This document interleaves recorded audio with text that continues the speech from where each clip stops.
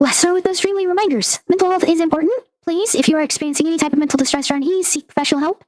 Therapists, psychiatrists, they are professionals with training and tools to help, and they can also pass along those tools so that you can be better prepared for when you have incidents, or at times when you're not seeing them. We do have links below for various emergency and crises lines across the world, as well as 988 that you can call or text if you're in the U.S. It is 24/7 hotline for emergencies.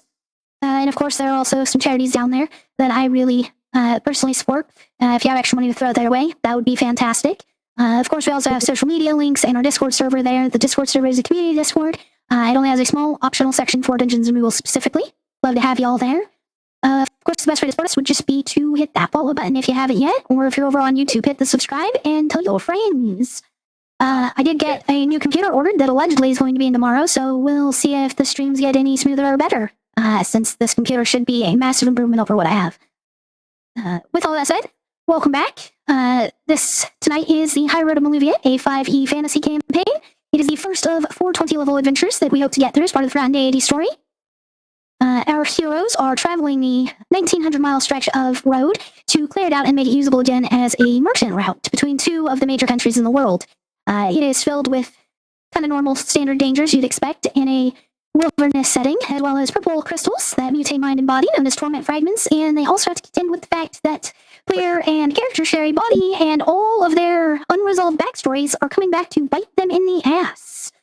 Currently, as we started off last session, they had just found a chest full of loot, as well as a 30-year journal from Wilfred, the necromancer, who created the domain they are currently in.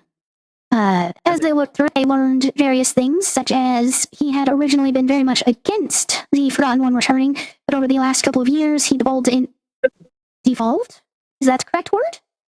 Evolved, yes. Yeah. Anyways, he fell into madness and now has a temple to the Forgotten One somewhere outside this maze, in this maze area. You all took time to go to one of the other rooms, and you found a very large mirror in there. Discovered that it is both a looking glass and a portal to 9 other locations, one of which appeared to have an avatar of Tiamat in it. Another had a man chained up in a rather large and empty room, very reminiscent of a scene previously when Twilight had used the Pipe of Remembrance. And then you found some kind of oddly placed ones as well. You weren't able to quite figure out their connection, other than maybe a couple of them are just there for storage purposes. At the end of it all, you did decide to go take a rest at one of them, a cottage out in a sprawling field of natural plant life. During this rest, Twilight had found a field of white lilies, known as weeping lilies. They contain a very potent poison in their pollen. After the rest was done, Captain Cook's Pius ended up going there, as he had a memory of his first meeting with Acrid in a field of white lilies, and this seems to be the place where it happened. Why Wilfred has a portal set up to this area is a mystery still. But we are starting tonight with Pius finishing his long rest. The rest of you were doing your own thing. Captain was cooking, spent a little time working on Tempest. Wrath, and Tempest have been training and practicing, as Wrath wants to learn some basic martial arts from Tempest, and Twilight has spent her time just trying to find more intoxicants. She didn't, but she found the weeping lilies, and she's begun trying to make poisons out of them. It is about 9 p.m. though. The sun went down a couple of hours ago, and the moon is already a fair portion of the way up into the air. Especially without all the trees around, you can tell that it is nearly a full moon. What do you all choose to do?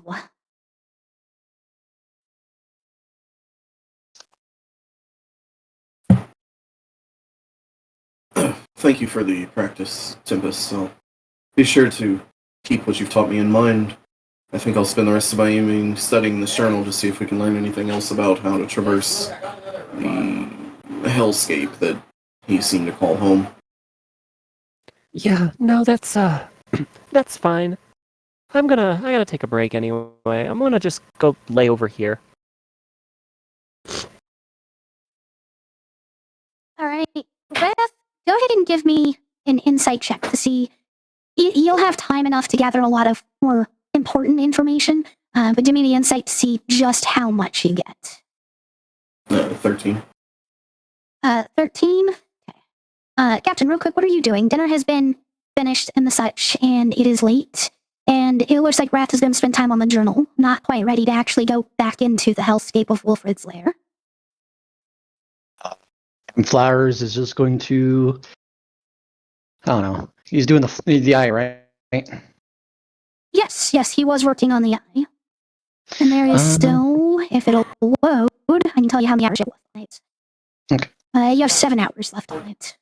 About I'll 3 work on hours of time you have for tonight. I'll work on it for the remainder of the 3 hours unless I get interrupted.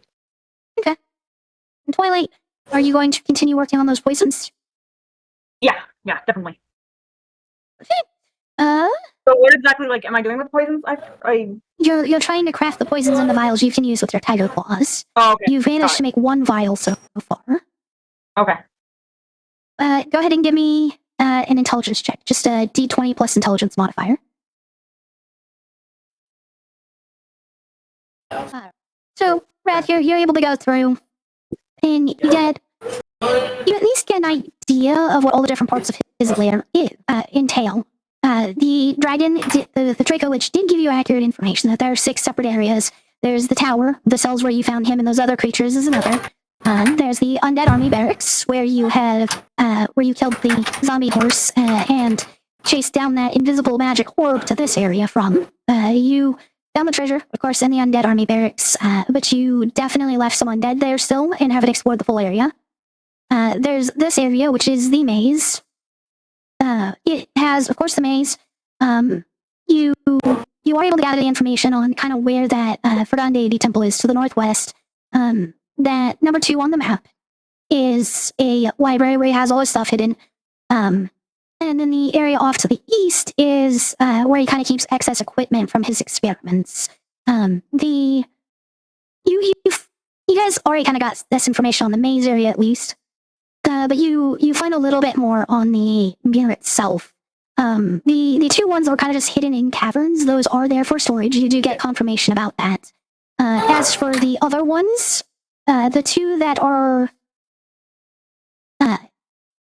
under Kindhurst's castle in Eldwin, those 2 were supposed to be there for him to kind of store away creatures he was able to create or extra resources. It was also supposed to give him a quick connection to his contact there as well.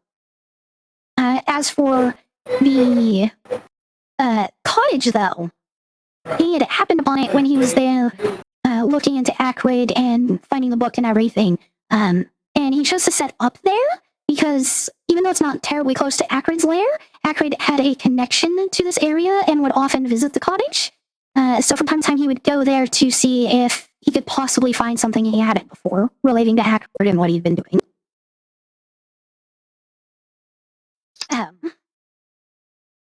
The other 2 areas, though, you get kind of a general idea of where this other tunnel's going to be that splits off.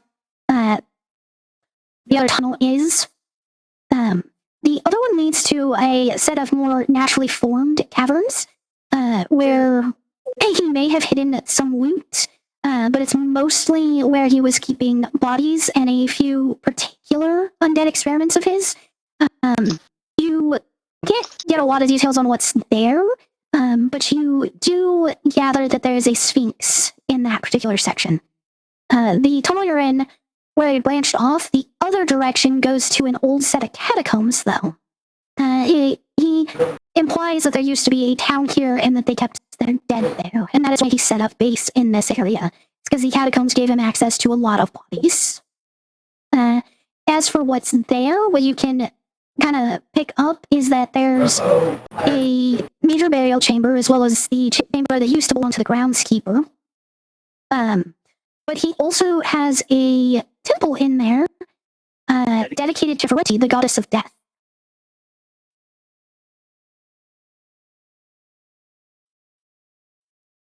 Gotcha. I'll be right back.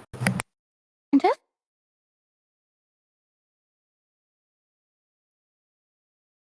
All right then. So Move over to Tempest real quick. You kind of lay down. After about like an hour and a half, though, you suddenly feel really energized. Kind of like a cat getting the zoomies in the middle of the night. Pupils dilated. Swiftness activated. Okay.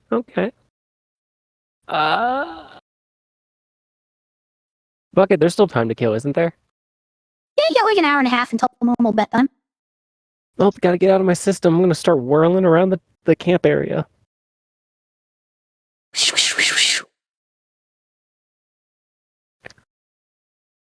So,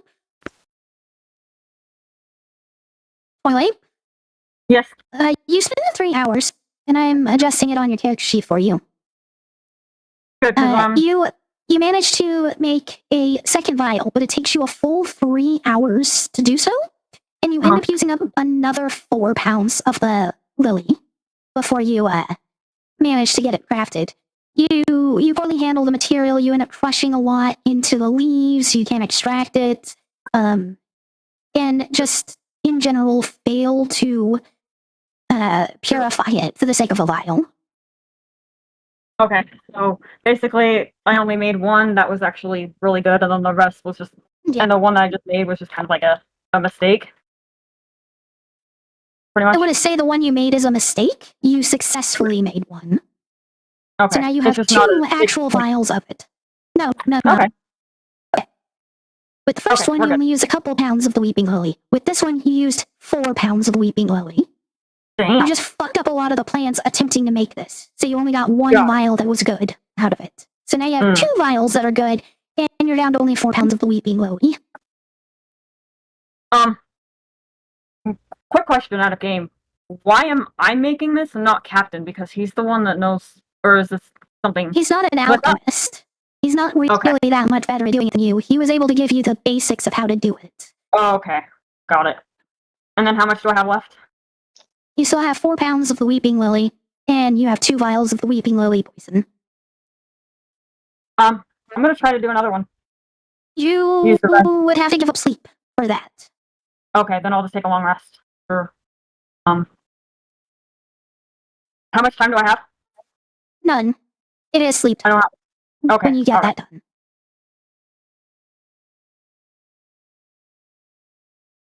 Okay. Tempest, in Twilight, part of the problem was you were distracted by Tempest literally running laps around the cottage where everyone's resting. Tempest, you eventually do manage to settle yourself down enough that you might be able to get to sleep, but you still feel really energized. You've never really felt like this close to a full moon. Usually you're full of dread and depression and just all you want to do is sleep, but you kind of want to just like keep going right now.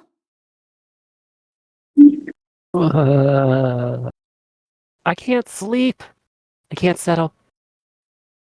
Somebody entertain me. Like what? Okay. You just want me to just knock you out? I can do that. That's- Let's have a drinking contest. You know what? If anything's gonna knock me out, it would be that, but we're kind of limited on that. Oh, since I don't really need to sleep, you could always train with me like you were with Wrath. Not that I'm probably going to be any good, but it might help you burn off some extra energy. Yeah, I have no objections to that. Casually walks out.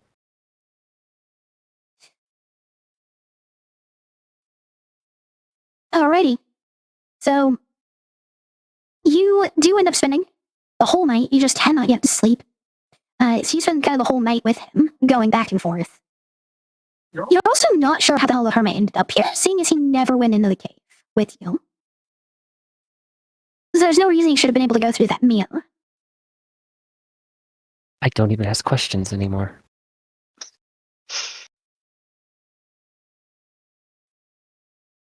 I'd ask how, but you wouldn't even know. You wouldn't even have an answer.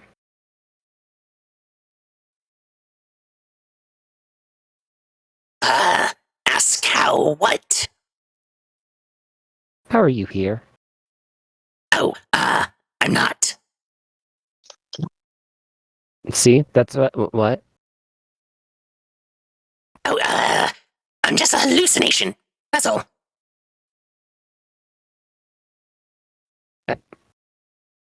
No, I just trained with you, like all night long.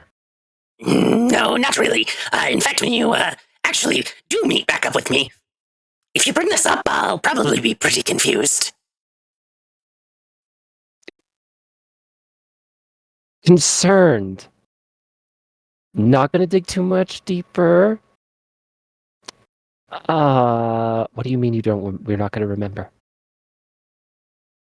Oh, well, it's pretty hard to remember something that you never experienced. I'm just a figment of your imagination right now. Holy shit! I fucking lost it. It finally happened.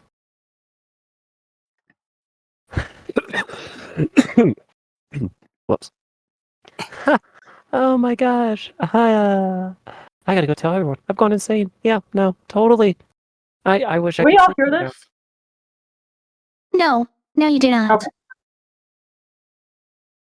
Just ranting, waving my arms around, like what the hell's this? All this shit. What the rest of you experience is essentially as you were getting up in the morning and starting to get yourself together, you take a look around and you don't see Tempest in here.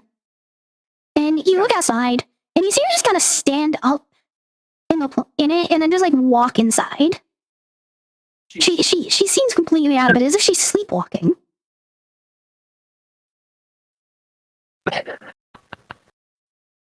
Well, shit. Yes, Tempest, you were asleep. Okay, this will all make sense later. That's comforting. Yeah, so as you're kind of having that thought and everything, and you blink, and now you open your eyes, and now all of a sudden everyone's standing there. They weren't there when your eyes closed, though. As you actually wake up now, and the hermit is no longer around. The hermit's doing what? The hermit is no longer there. From Tempest's perspective, she was talking to him, walked inside, blinked, he's gone, and now all of you are standing there. What really happened is she just walked in and woke up. I'm gonna punch him next time I see him. I don't know whether he deserves it or not, but I'm doing it. Hi, guys. Are you okay? Just tell me that you're real, and then I can say yes. Are you sure you're real? Let's not make this complicated now. I was up all night. I think I was up all night. Was I up all night? Okay, No. I knew I was. Okay. Wait, what? From all of your perspectives, she laid down after that training session and then just didn't get back up until she walked in. No, you were sleeping. Did you have a dream? But like after you left, I laid down. I got some energy, got myself moving, and then I trained with the hermit like all night. Not a dream. I felt everything. Everything. Yes. Okay. And since you kind of walked in at the end of this, the hermit's not there. There was no way for him to. He never came into the maze, let alone through the mirror.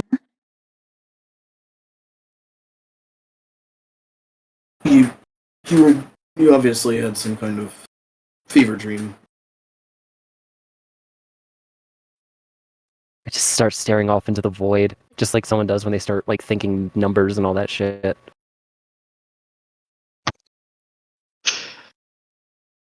This is a strange Okay. place we find ourselves to be. I don't know. So what are we doing in here? In here? Looking out at the field outside. Hey. Oh, that's right. Okay. I thought I walked into a place or something while sleepwalking. Yeah, you walked into the cottage. Oh.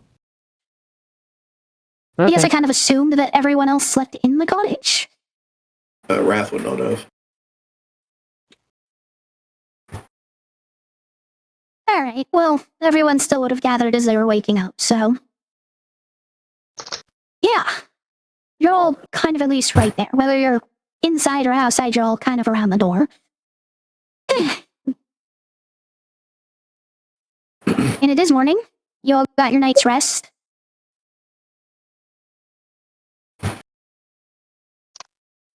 I've learned a few things from this journal, and I'll explain to everybody what I've read about the different areas.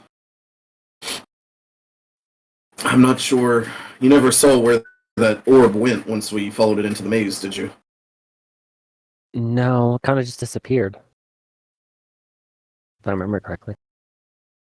And Yeah, Pius said well, that. it flew in and you didn't follow it. You waited for everyone else to catch up. And Pius said that there was an altar or a shrine. I believe it's this shrine here that it's talking about. Do you think that's where the orb went, or maybe a different path? I mean, it's worth a shot. We got nothing else to lose, just running aimlessly around there. Except our lives, of course. So, as a recap, because I just got my Roki character sheet. Yay! I wasn't really paying much attention, but I guess continue with what your guys' conversation was, and I'll ask my question later. And basically what's happened is Tempest slept walked in. She apparently had a dream where she spent all night training with the hermit. Raph explained the information he found about all the different areas and kind of what's in them. It'll give you some more information as we go, Rat, like specific to the areas, instead of trying to have you remember all of those more specific details. Okay. But then the discussion right now is that invisible orb disappeared into the maze somewhere, and Raph is suggesting trying to go to the temple to the Forgotten One that is in the maze. Okay, thank you for clarifying that. So that's one Continuing. option. Another is these catacombs. We didn't search too much of the barracks. I can't imagine it would have doubled back on us, however. And it didn't go to the tower, so...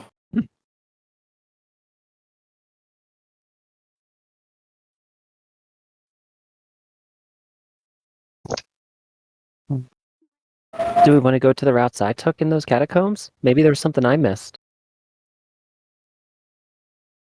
Possibly. I think you're the only one who can see this orb, however. So if you missed it, I don't know if any of us will actually pick it up. Worth noting, right before she detected it, you saw her cast Detect Magic. Which I is cannot do. weird. Yeah, which is also weird because she's not been a spellcaster this whole time. Meh.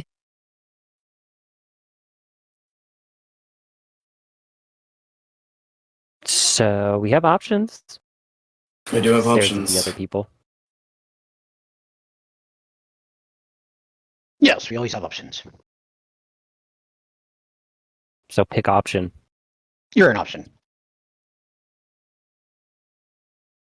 Pius did seem to think that wherever we were going, it was going to lead us to that temple. Perhaps that is the best option. Even though he was worried about whatever might dwell there. So you do notice that Pius is here with you, but he's not as responsive as typical, and his lights seem to almost be a little bit darker in color, more like a deep ocean blue versus a sky blue.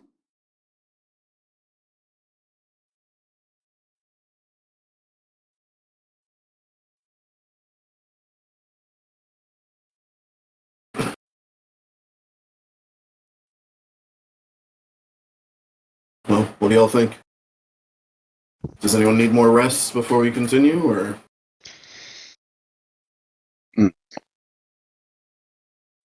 I suppose I'd be fine. Can we try something? I don't know. What do you want to try? Could it hurt? I don't know if this will work, but it might be something worth looking into. It's gonna sound stupid, but it might work. If one of us holds the whole fragment, or and we all just touch it. We all just we touch each other and we touch the whole fragment all together and just kind of see what happens. Maybe it might give us a sense to where that orb, maybe it might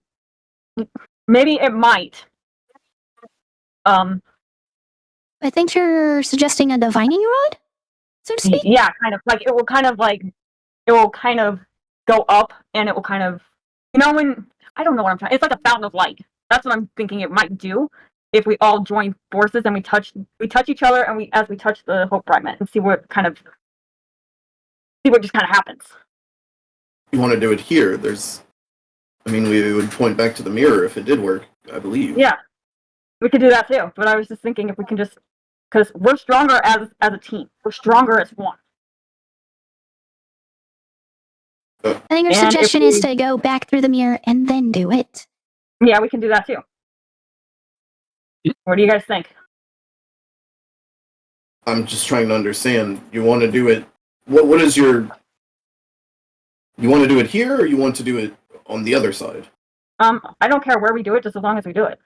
I mean, we can try it here, and if it doesn't work, then we can try it on the other side of the mirror. I just woke up. Oh, I suppose. See what happens. I don't see what it could hurt, honestly. Hey. Okay.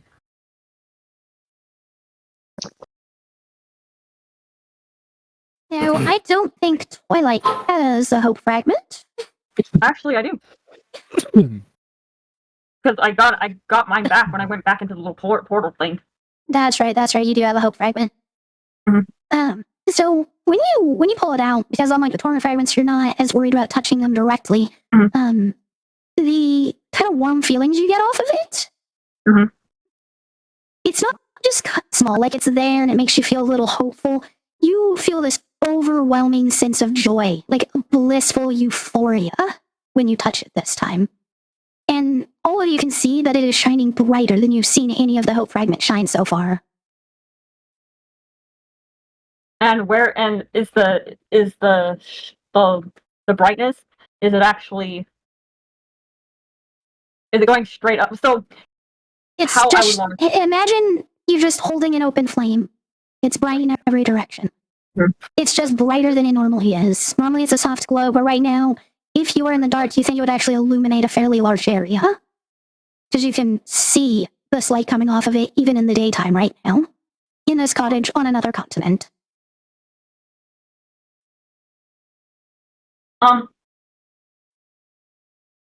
the pyramid hotel that has that light, and it's in Vegas, and the light goes straight up in the air.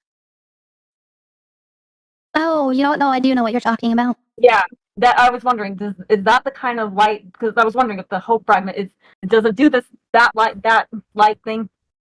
Imagine a fire and how it makes light. That's what's happening. It's just light in every direction. Okay. And it's brighter. Yes. What do you guys think? I think it's a pretty light. Hey. Like, do you think we're on something here, or should we? Is it guiding you anywhere specific? Yeah, that's what I was. Well, I'm asking you. I don't know how I would know what you're feeling. Just a sense of overjoyed. What? It's kind of guiding me to the southeast. That's what my senses are telling me. The southeast. But I don't know what you guys are feeling. You all can feel some amount of joy, like, filling you, in comparison to the dread that Wilfred's lair has been causing.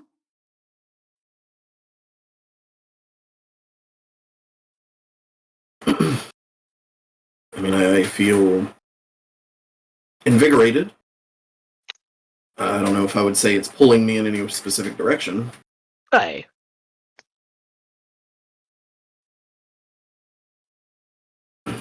Perhaps we should do this on the other side. Of the mirror, that is. Might give us a little bit better path to follow. So you want to go on the other opposite side of the mirror to do this? That's what I suggest, yes. That's where my instincts are telling me southeast, and that's where the mirror is located. So You all are standing close enough to the mirror. Southeast is the exact opposite direction from where you're standing to the mirror.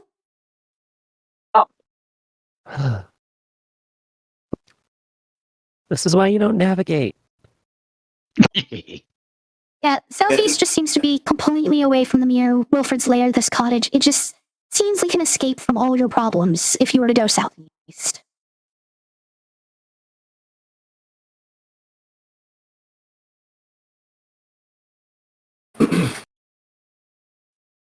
So let's go on the mirror. Go on the other side of the mirror and see what happens. Or you know what we could do? We could do this in every single one of the rooms and see what happens. That's a possibility. I mean, I don't know if I'm on right track here, but sounds possible. I've lost all the tracks. What'd you say?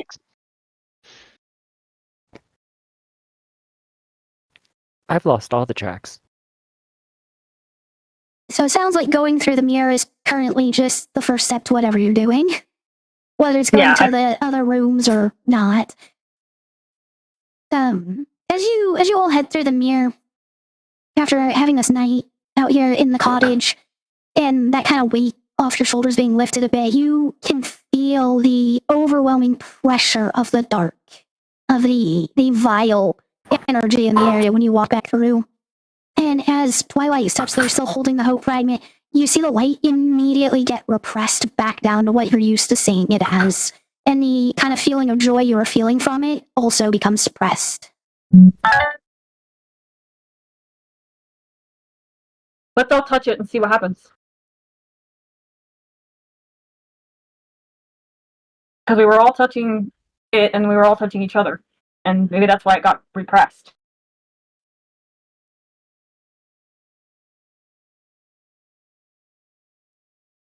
Sure, Twilight, sure. Hey. So you return to the whole, making contact, all reaching out, huddled with the hope fragment in the middle. And it doesn't really seem to change, but as you're making direct contact with it, you can actually at least feel some of that joy welling up inside again. But it's still heavily suppressed compared to in the cottage. Do you know what a context clue is, Twilight? A what? That answers that. Thank you. No, I didn't hear what you said. What did you say? Do you know what a context clue is? Context clue? It's probably what we were just experiencing in the other room, right? Sure. Let's go with that. What is it? Tell me. I want to know. I want to learn. So, Star, I have to genuinely ask this. Do you know what a context clue is? No, I do not. What is it? Okay. It is information that you kind of, you see a situation, you see bits of information, you put it together and be like, oh, this makes sense, even though I wasn't directly told it. For instance, you can hear someone in another room and they're panting heavily, they sound like they're in pain, and you see blood on the floor. The context of that, the clue you get, the context clue, is that person is injured. Okay.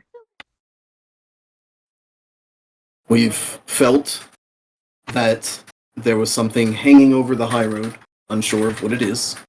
Mm-hmm. We felt that whenever we left this area of the world, that this darkness seemed to not be so present, or not present at all even. We've seen a reaction from the hope fragments. They were much brighter outside of this area of the world. Coming back here, they're dimmer. More than likely, we can surmise that whatever is causing this darkness over our spirits is also causing this darkness over the hope fragments. Right. Okay.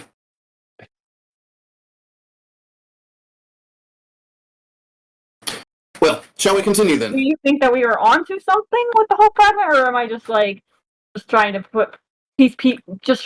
come up with any sort of clue? I think it was a good idea to begin with. Thank you. But now that we have journeyed here and seen that it is not as bright, I don't think trying to make it brighter is the answer. I think perhaps we should look in a different direction. So how do you think the torment fragment would do it? I ain't touching it, but how do you think that would react? I think that would end poorly. Yeah. Okay. We should just not fuck with them at all. We could cause some very bad things.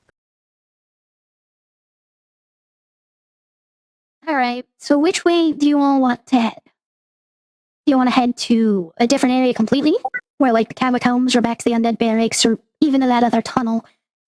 Or do you want to head to the library, temple, or equipment storage areas here in the maze?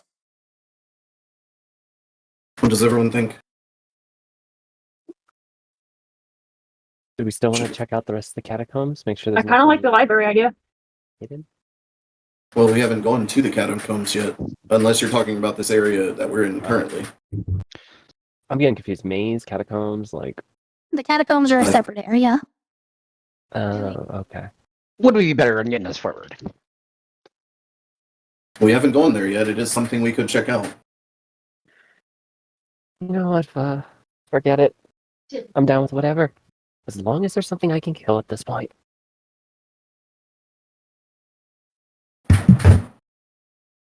Oh, hey, thanks for the follow. Anyways, before I get distracted and off topic here, where do we want to head then? Gotta Do make you that think- decision. Sorry, go ahead. I wasn't saying anything. Do you think that we are done with the fucking of a mirror? Like, do you think we're done fucking with the mirror? Or you think we need to really dive into this and see what exactly? Well, we know it's both a device for seeing into other areas as well as getting to those other areas, perhaps even talking to people on the other side. We've seen each of them. We've investigated a couple. I'm kind of out of ideas of what else we could try with these things. So if you have something, please.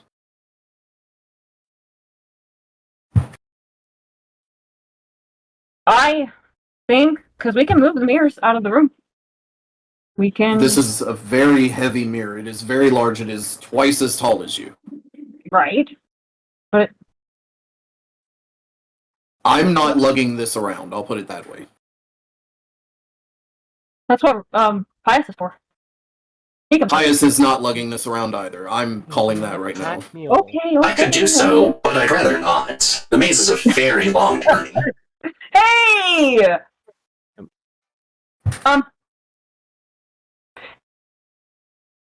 Patches. There is an item, or an item that will allow us to like kind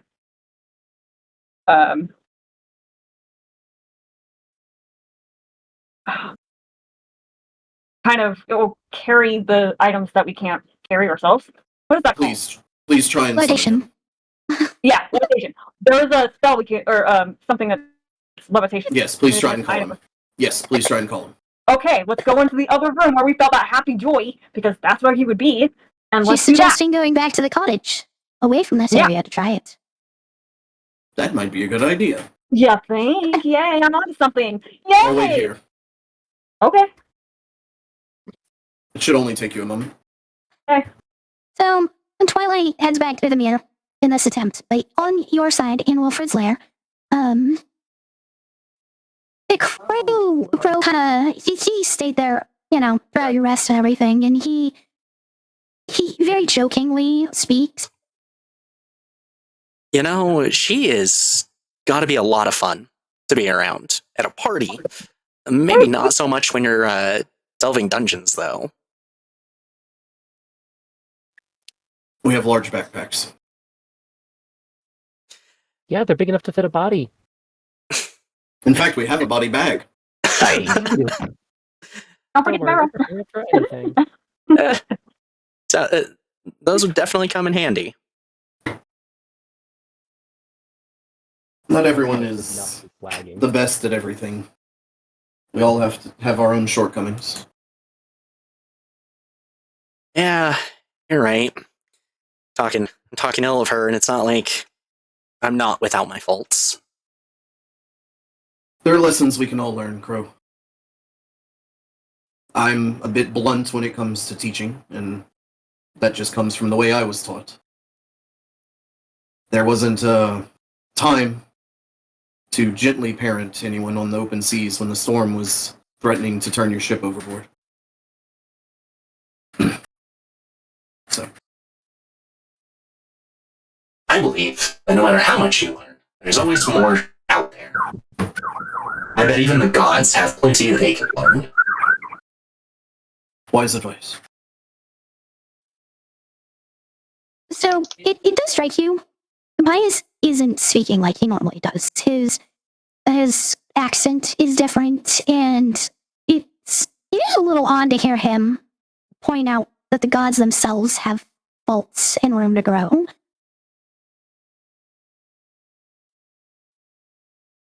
Twilight, back on your side though, you come through, and you're in the cottage, and you try to summon Patches. Hello, Twilight. Hey, Curious how you ended up on another continent. Where are your friends? They are with like the dungeon, I guess. The dungeon thing. A dungeon? Yeah. Is it near this area? That is quite strange that you're no longer on the Highroad. What? Is the dungeon near this cottage? It's quite strange that you're not on the Highroad anymore. I know. I'm getting off topic. I'm here to sell you things. Yeah, so there is this mirror, and it's huge, and it's tall, and it's big. I was wondering, because I'm thinking that this mirror has it can shift things by some force. And I was wondering if there is a way to levitate it out of the room and carry it with me. That way we can kind of test and see how it reacts to certain areas and different locations of this big maze and this dungeon. Can you help me? I mean, if you're not looking to move at a very far distance, absolutely. I could provide things that'll allow you to levitate it, but that doesn't particularly last a long time. How long? Like a minute? 10 minutes? Give me just a moment to remember how the spell works.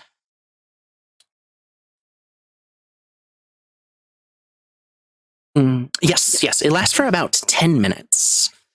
And what I can provide you would allow you to cast it once per day, so if you think you can move it to wherever you need to in 10 minutes, that would work.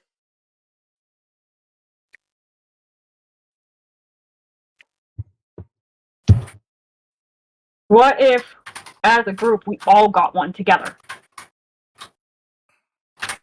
Like, I buy the item for, like, let's say, for everybody. That way, when my chance goes, when I get done using it, casting it once, then someone else can take it. I mean, it would extend the time you can have it with your group. 6 people, I believe, including that old man. That would give you an hour to move it. It Perfect. would cost a fair amount of gold, though, to purchase 6 of these rings. They would cost 2,000 gold apiece, so 12,000 gold for 6 of them. What about my items? Can I sell some of my items to get it? I feel like that would be a bit tedious at the moment. Perhaps another time. I'm only interested in coin at the moment. How much is it? 12,000 gold. Let's see if I have it. You do not. Okay, then how much for just the one? That would just be 2,000 gold. And I believe you two have enough for that, at least. About 2 of them, and then call it good. I can do 2. Okay. He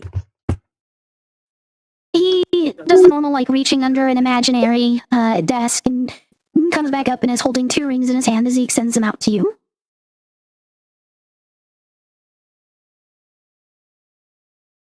Thank you.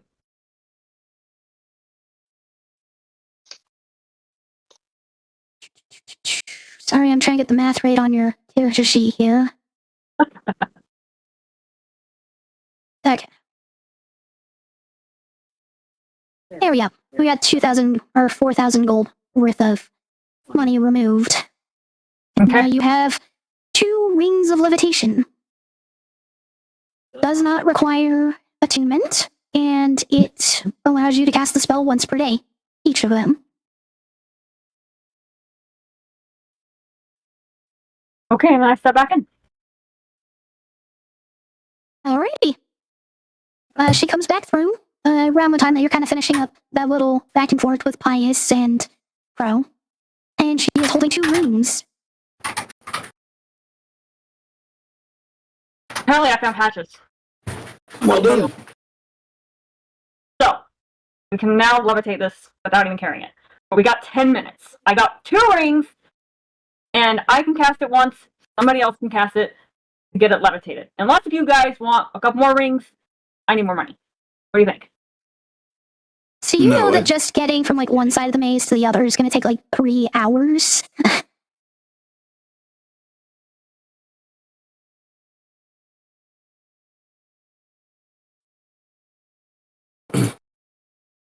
So, one, it's going to be very difficult for us to get it out of here regardless. 2, we've had no evidence to suggest that moving this will change the destination that it goes to. In fact, that wouldn't make very much sense at all in my mind. I could be wrong, of course. But it seems that each of these points is fixed to the mirror and not the location that the mirror is in. Right, but we don't know that because we haven't got it out of the room.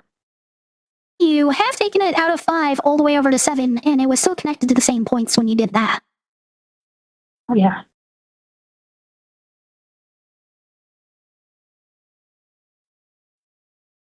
And the outcome of it was Nothing.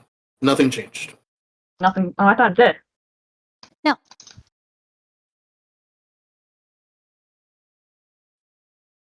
So it's this room then, basically. Something in this room is making the mirror react the way it's reacting. The mirror is enchanted to go to these fixed points. Mm-hmm. There's nothing in this room or outside of it that is changing that. The enchantment on the mirror is what is doing it. So if we take the mirror with us, the enchantment comes with us also, which means it still goes to the same fixed points. Context clues.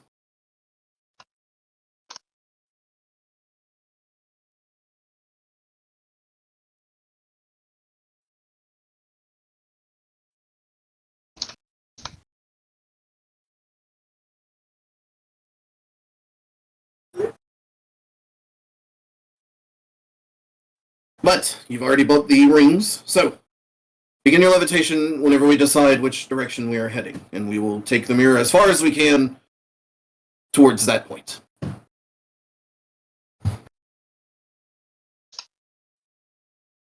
Perhaps, if we go to that shrine to the Forgotten One, and we know our route, perhaps we might be able to get the mirror to there, and then we can move the shrine to somewhere safer, such as one of those empty caverns. Perhaps so. It would require us finding the shrine first, though.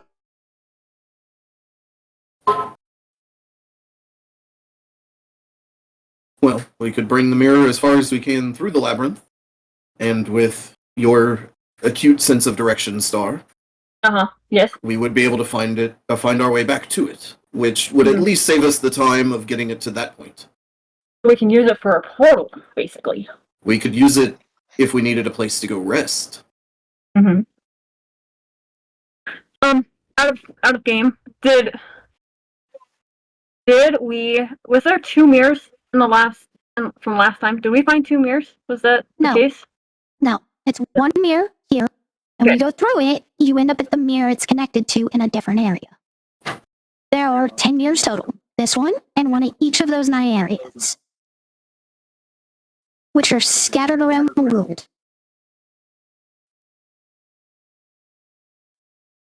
So levitating the mirror inside of the mirror won't work either. No, because there's only one mirror for you to mess with at any one space. Mm-hmm. Oh, let's take it with us. I bought the rings. Let's take it.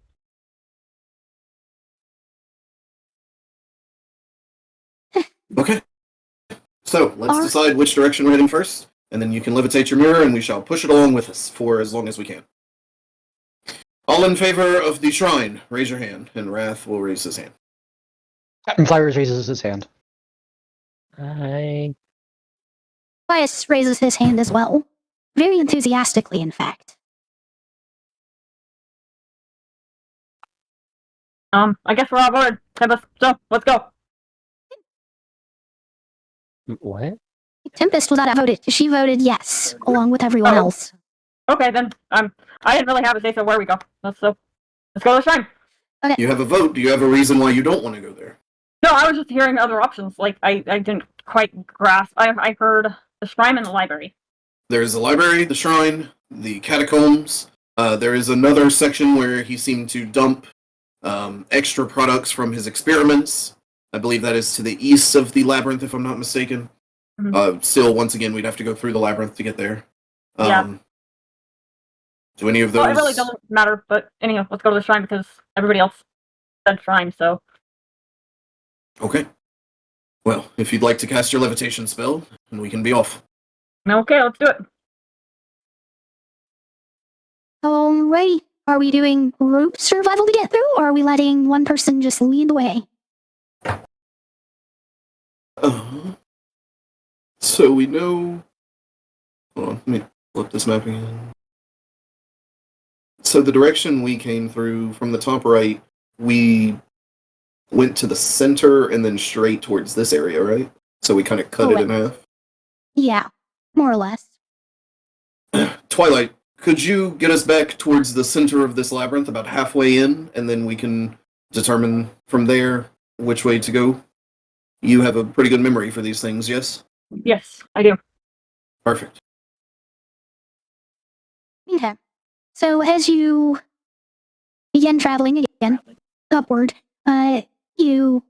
the first portion of the maze is 95. You move up to 85, and as you kind of get to that intersection from 85 to 75, Levitate runs out, both castings from the rings. Takes you about 10 minutes per section when you already know where you're going. After about 50 minutes, you get up into 55, and that's kind of the center area. You know, if you go northeast from here, you'll get back to the entrance of this entire maze. And you go northwest if you want to get up to the shrine. Right. So the feeling that you got, Pius, was this direction, right? Pointing northwest. Should we... He takes a moment and then nods. Shall we continue that way, see if we can discern a good path towards it?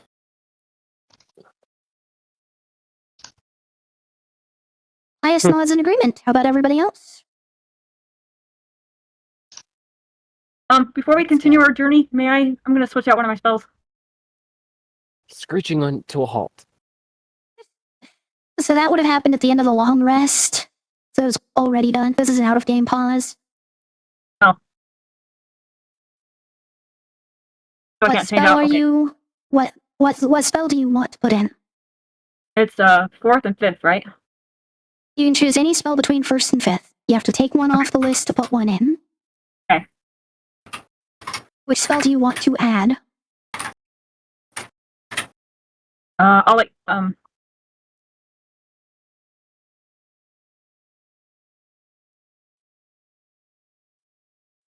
It sounds like you just wanted to remove a spell, not so much add one.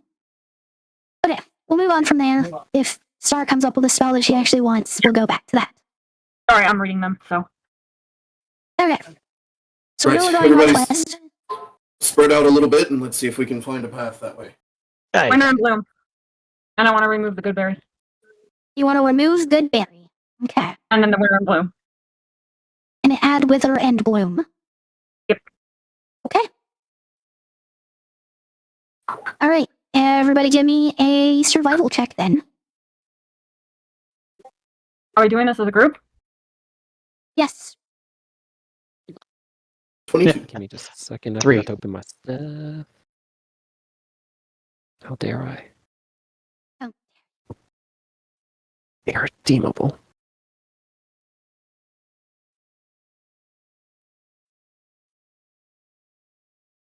Captain? 3. 3. Wow. Don't sound so disappointed in me. What is your wisdom modifier? I thought it was higher than a 2. I know it's 2. It is a 2. Okay. Nice that one. Nice that one. Right? And this got the 16. All right. So you average out at a 14 for this. We are going to speed run since I can't even put the map up for all of you to look at. It takes you approximately 30 minutes per space to get through. Which space was it that we're going to? I already forgot the number. To go through 4 areas. So it takes you 2 hours. And you finally find the entrance that you are looking for. As you're winding through the maze and you get towards it again, you notice that eventually it kind of turns into natural tunnel.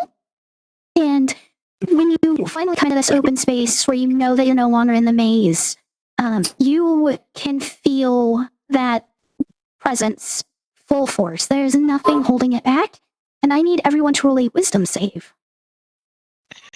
DC is 17. 7 I failed. Also failed. You failed by 10. Wrath, what'd you get? 15. 15? Okay, it's just very.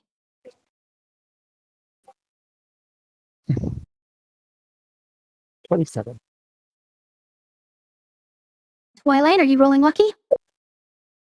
No, we're good. You're just gonna keep the 10? Because I mean that's 3 10s in a row.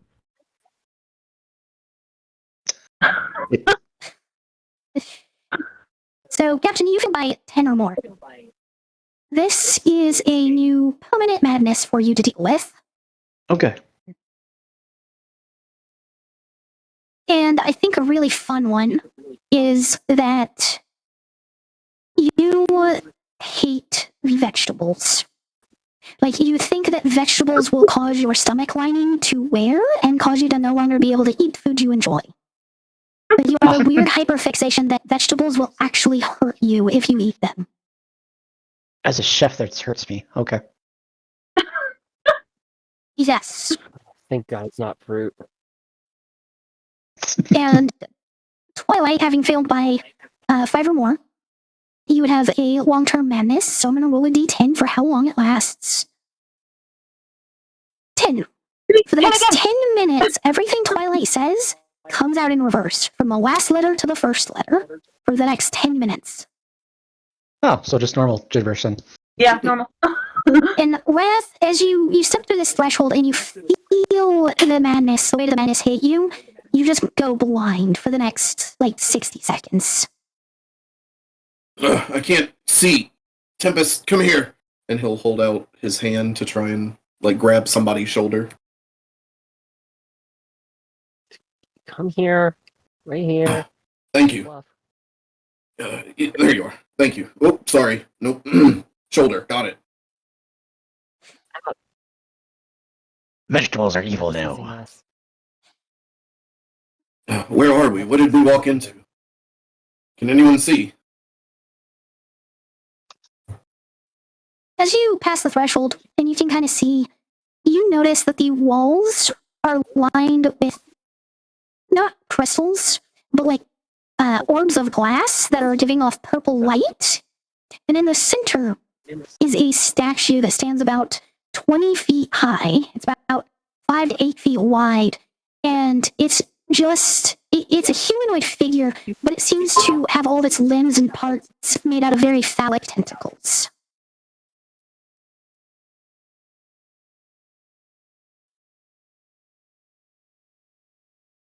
Why'd you stop? What is it? It's a sex statue. Excuse me? Yeah. Statue sex. I guess this isn't the time to joke. There's Reminds me still- of that one sword.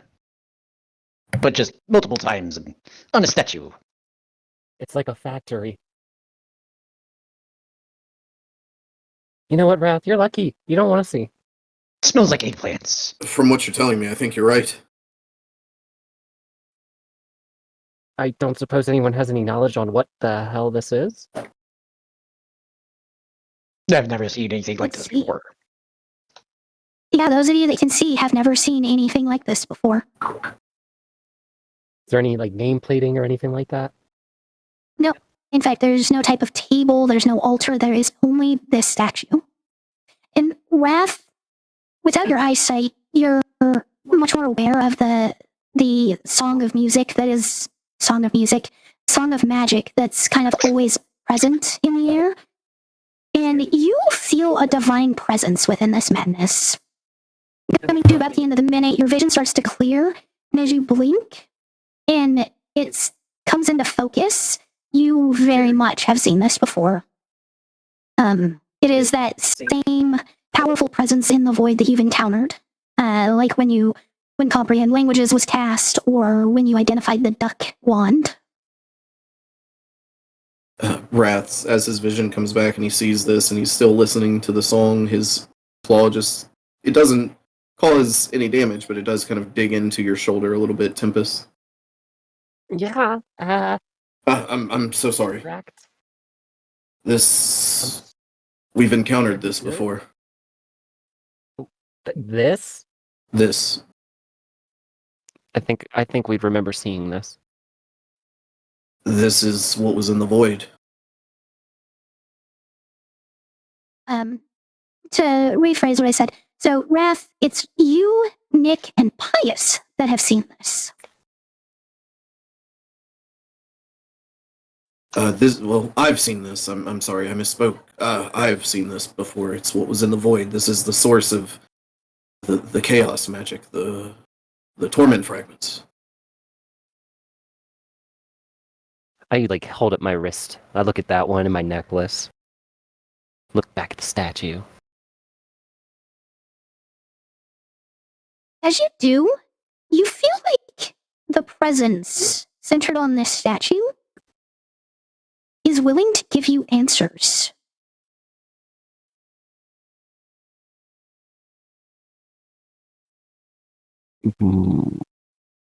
Why not communicate with it? I think you're tempting. How's the term go again? Tempting fate. Tempting fate. Yeah, that's close enough. I was That's thinking of something with a devil, but yeah. Oh, I. Oh, you want a dust devil? I can do a dust devil. As it Not all what I comes out in said. reverse and gibberish. Some people don't deal with it. I'm sure we can't Double have dust? anything crazier than that. Look, Tempest, I'm not telling you not to, but be careful, okay? Well, okay, let's sum it up. If it's even worth it, do we have questions, answers we want to know? Anything? Every day. Just nods his Okay. head up and down. I think there's a lot of questions that a lot of us want answers to. I'm not sure any of it is relevant to where we are currently, however. But if we're going to get answers, and it is going to give them truthfully, this would possibly be one of the very few times that we could ask. Maybe he knows where that got. Maybe he knows where that. We know Wilfred's name, right? Yes, Right. yes, you do. Maybe he knows where Wilfred is. That would be That's true. convenient. That would be very convenient. That would save us probably a lot of time here.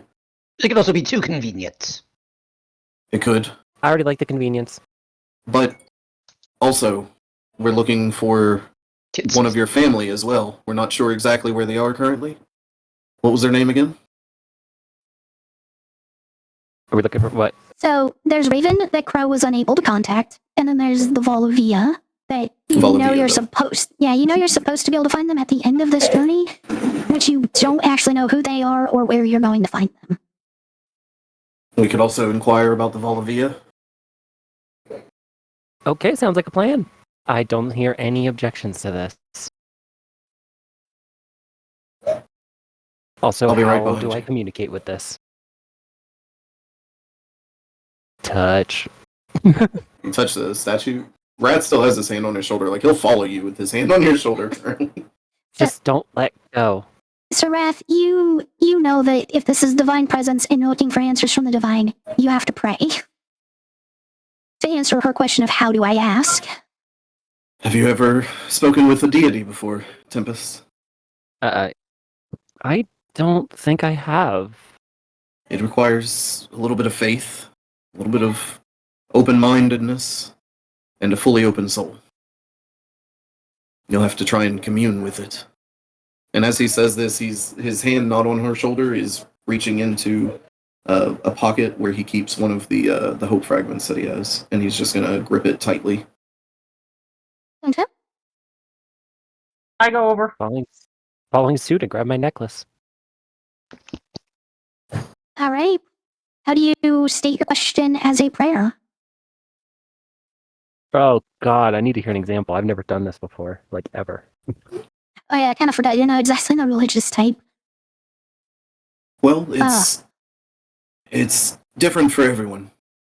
But the first step is to commune, to show that you are willing to accept their presence or their being within yourself. The next step is asking your question, and the final step is more or less bowing and thanking them and allowing their next step to take place, whatever it may be. So if you can phrase it in those steps, you may have success. I might feel a little stage fright. Give me your hand. And he'll take his hand off your shoulder and just hold it palm up towards you. Okay. And you're still holding on to your necklace with your other one? Yep. Lost deity, god of chaos and madness, we come to you in search of knowledge that we may not find without your grace. Please guide us in our search for, and he kind of looks over at the rest of the group, for this necromancer. Shit, how did I forget his name? I'm so sorry. Wilfred Boldrudder. Wilfred. I'm sitting here thinking William the whole time. Wilfred Boldrudder. He has escaped us a number of times now, and we wish to put an end to his torment of others on this realm.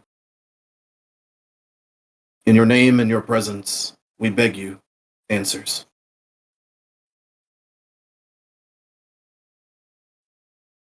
Sorry, I gotta do a little bit of math real quick that I should have done in advance because I knew it was coming. As long as Captain Flyers doesn't say anything, it should be fine.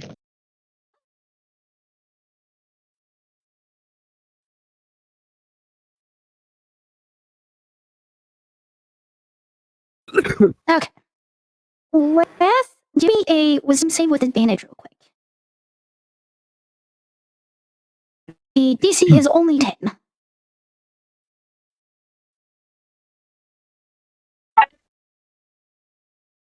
Sorry. Wisdom save, you said? Correct. 18. 18? You're good. So as you say the prayer and you open your soul to the Forgotten One, you of course feel that power, that madness start to leak into you. And with that, you don't hear a reply. You don't see the deity in front of you as they talk to you. You just know the information. And you know that he will be found about 450 miles further up the Highroad. He is not here.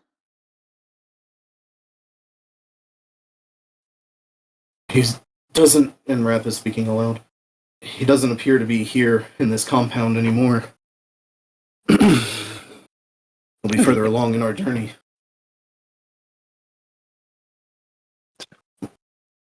Can you tell us what we may accomplish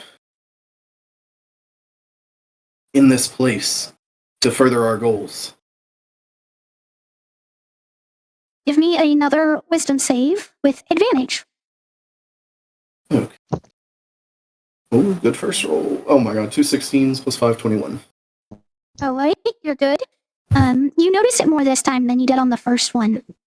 The presence seems stronger as it leaks into you to give you these answers, but you notice that the hope fragment that you are holding is also trying to push its own power to protect you. This is why you have advantage. And the information you get is that what you can do here is to essentially just destroy what's here, to remove the taint of the undead, to purify and cleanse the evil that Wilfred has left here. That there are weapons that are stashed here that can assist you in doing so. There's something here that can help us burn it all to the ground. Something I'd like to do personally, even if this deity did not tell us to do so. And Wrath is, like, as much as a Dragonborn can, gritting his teeth. His eyes have been closed this whole time. He is trying to maintain sanity, even though he feels this chaos and madness around his mind. Captain, was that chuckle because you remember looting weapons previously? Yes. Okay, I just had to make sure that I was on the same wavelength as you. You're good.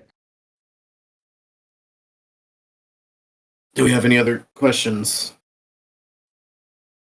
Maluviette. Do you know who and where the Maluviette is? And Wrath's hand, while still tight around the Hope Fragment, his other hand tightens around Tempest's hand as he asks this. You can feel the tension. Of course. Mhm. Give me another wisdom save. This is DC 15. The last one was as well. I have a list of 23. DCs and the general things that cause them. 23. Nice. You are good. You get an image of her in your mind, as if you've met her, you've seen her. And you were looking for Indrana Maluviette. And she is dressed in the attire of the Knights of Kinehurst, the elite force of the Aldwin family branch. She's under the Elwins. Is that bad? I'm not sure if it's bad, but it may mean that by the time we are ready to get some insight about that dagger, people will be expecting it handed over at the same time. By under who is this Maluviette that you're talking about under the Eldwins? Would it happen to be Indrana? Yes. So, Tempest, you and I, we're Blades of the Kinehurst. We are part of the elite force of the Maldrek family branch. She is of an equal rank there, amongst the most powerful and trusted under the direct command of Lord Kinehurst in Eldwin. Whatever business you have with her, I'm pretty sure she'd take his side before anyone else's. But I could be wrong. She could have a change of heart like I have. That's mildly concerning, but I guess we really won't know till we try. Does anyone else have any questions? This is maddening to hold on to. So you get the feeling that it can answer most any question you'd have about any random topic, but that it can answer questions about the deities, about your futures on the Highroad. That it can give you answers about the torment fragments. That it can give you answers about the hope fragments. That it can give you answers about the Forgotten One itself.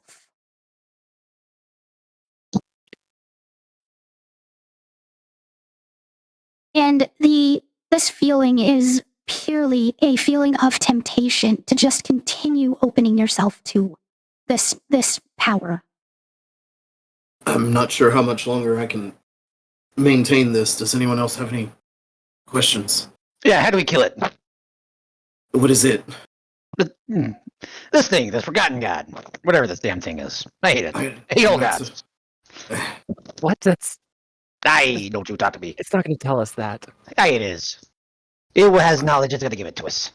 Wrath, you have a feeling that it'll give you the answer. I don't think that's a question I want to ask, because I don't think that's what we should be doing here. If you want to ask it, you'll have to ask it yourself. I'll do it. Campfire steps right on up to it. Yeah? Ooh, Oh, mighty forgotten god. How do I kill ye? Give me a wisdom save. DC 25. Wait, your save isn't even high enough to pass, is it? No. I need you to roll to see how severe the effects are. That was a 13. Failed by 10 or more. You now believe that penguins are made of lettuce, No. which only fuels your hate for them even further, because you also hate Because they're- vegetables. They're also vegetables. Wow. You do get some semblance of an answer in this, but your distraction about your newfound weird ideas kind of keeps you from getting the fullness of it. You basically get that killing this deity would be the end of all reality. That reality cannot exist without bad and good, without light and dark, without hope and pain. Without this deity, Maluviette and all other realities would fall.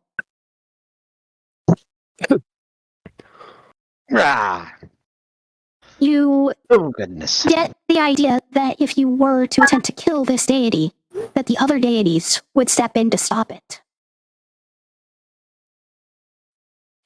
That the reason it is sealed away is because it is necessary to existence. It just hurts my brain even more. We need to focus. A forgotten one. The weapons we may use to end this blight on this land. Can you show me where they are? DC 15 wisdom save. You still have advantage. That's a natural 20. 25. Oh yeah. Alright. You do get visions of them. I gotta make sure I am giving you the correct information.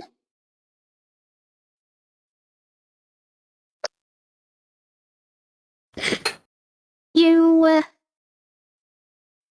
kind of the same way you saw that path to the lair, to see that same kind of route out of the maze to that other tunnel, into it, and to the side. As you enter, not too far in, there is a pile of arrows and bows, and they're all there, and you get the impression that those can help. But you also get vision of a black, open void space where several swords are, including several made of crystal. And you recognize the floating chunks of meat that are in this bag, and it very much looks like it is Captain Flower's bag of holding. Captain, you already have some of these weapons. The rest, I believe we've come across already. Oh, good. As long as they're not made of vegetables. Let me state the other one, definitely. It's that other tunnel that you found information about in the book, but you have not been over to the other tunnel. It's not the branch of this one, it's the other one. The one where the Sphinx is. It's somewhere in that area. My fault. I'm sorry, I misspoke. This is very maddening to be connected to. It's this other tunnel, the one I read about in the journal. There's a Sphinx there. If that's the case, we'll need to definitely be on our guard. Oh, good. They're the ones that do riddles, right? Some of them, yeah.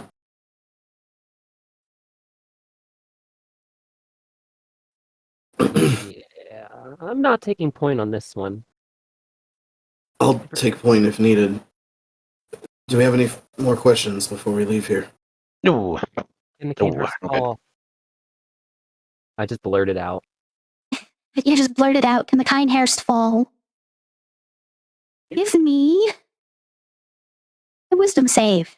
It will be a DC 15. Wisdom save. I can do this. I did it. Alright, your 20 is good. You see visions of yourself taking the heads of the various nobles the head of the Maldrek branch, the head of the other branches around the world. And you see all of you in that same room with Alucard, standing face to face with Lord Kinehurst at the head of the Eldwin branch. As you see him shift form from a tiefling, as he removes the crown from his head, his skin growing pale, tinted blue, his ears pointing, and he begins to look like an elf who's been touched by undeath. He's dressed in, as his clothes change too, from the normal regal attire to this black leather armor. And he's holding a sword seemingly made from shadow itself, maybe obsidian, parts of it, make up parts of it. And the blade itself is uneven, jagged, and conveys a sense of power and sentience all its own. And then it suddenly skips to a single tiefling girl in a tavern, sitting around a table being told a story by an elderly man, and a turtle having a bit of a conflict and yelling at the girl at the desk. And then the vision ends.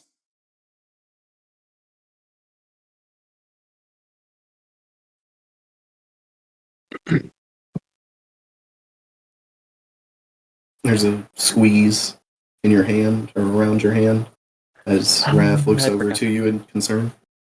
I forgot to breathe. I'm good. I'm good.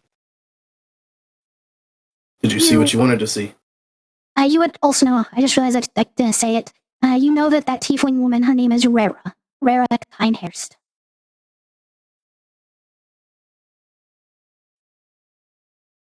I'm like, so Tempest, she's smiling like she's happy, but she got tears going down. Mixed emotions. Unsure to process. For some reason. Did you see what you needed to see? Yeah. I think I saw plenty. Maybe it's time we move on. Okay. Wrath bows and kind of pulls on your hand for you to do the same to the statue. And then he'll start walking out of the chamber.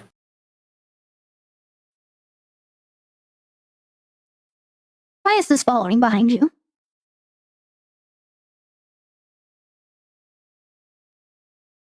Captain? Twilight? Backs out. He's walking backwards, both middle fingers raised. Until he exits somewhere. I'm gonna touch it. Just touch it.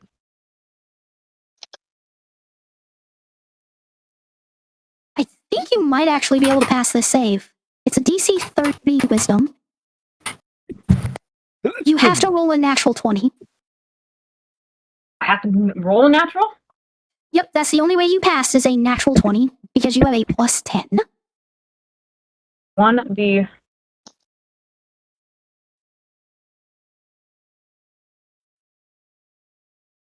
You do have an advantage, so roll a second. Since you're still holding that hope fragment.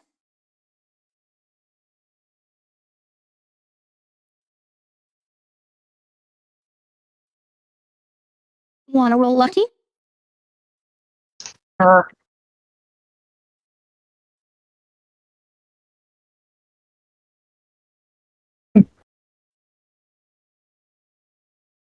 That didn't work, so. Lance, I have a rules interpretation that I just want to go over real quick.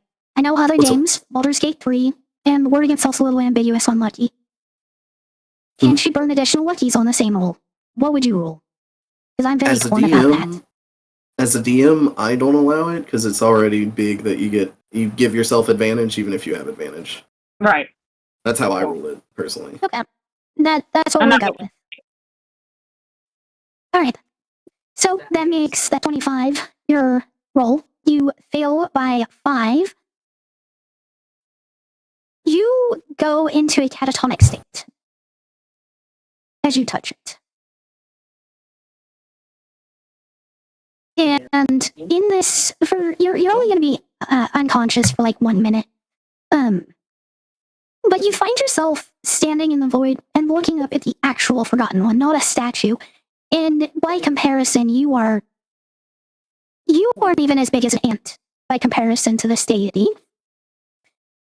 And you kind of see, almost like X-ray vision, you see through the massive tentacles that form its humanoid body, and you see what does appear to be a normal human, like a human from our world, a nudie from Maluviette, kind of in the center, with long hair that drops down to around the shoulder blades, male in form. And despite the ominous and almost evil presence of this deity, you can see that this inner self it has is just crying. And you're unable to move during this minute, just stuck staring at it before you wake up. Everyone else, you see her touch it and she just drops like a rock to the ground. She is no longer breathing. Ah, She's dead. Fuck. I rush over and push the hope fragment into her chest. It doesn't seem to do anything. Fuck. Take out a tonic and pour it into her mouth. Or is it tonic or tincture that does health? I'm sorry. Tonic is health.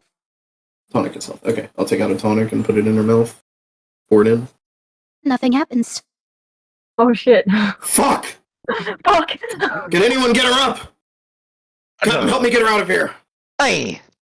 That was Gotta grab one side.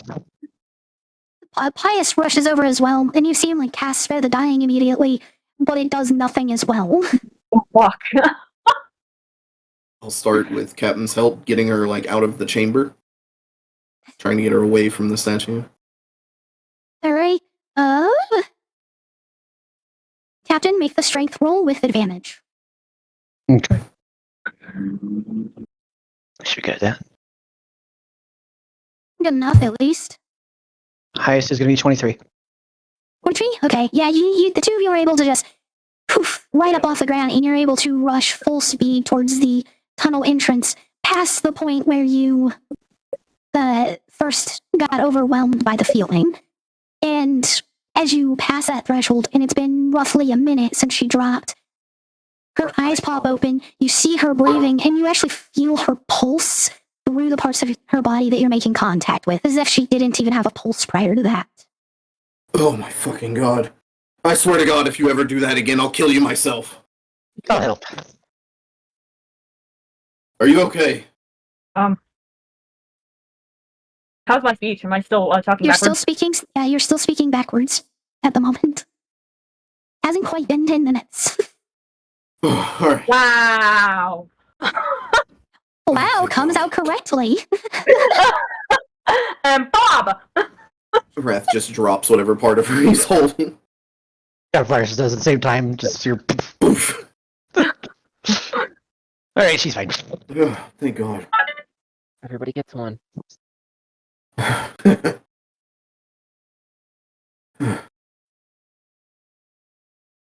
Are you good to travel? And nod or turn your head.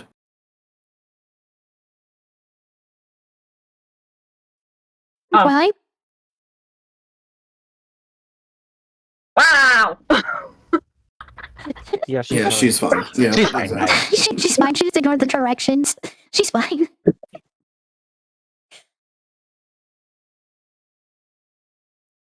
Okay, well, she almost just died. Shall we keep going? All right. Oh, good. Yeah. Go. Let's see if we can find that Sphinx, yeah? Yeah, I suppose. So you're gonna leave the maze area, then to go to find the other tunnel. Then, am I understanding correctly? Yes. Take a plot point. Lance, reference a plot point.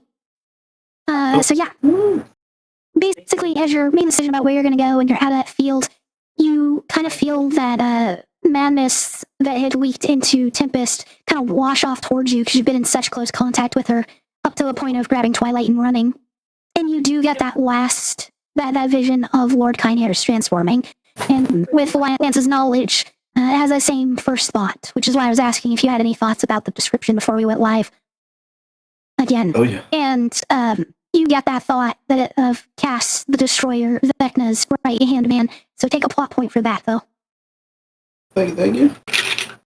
Yeah, you are all ready and good to go to continue your journey out of this maze. So because you do know a route out without taking anywhere special, you can get out at 10, 20, 30, 40, 50, 60, 70, 80, 90, 100 minutes. So an hour 40 is what it'll take you to get out of the maze and back to the entrance. All right, Okay. let's head that way, and we'll go find the Sphinx. Got it.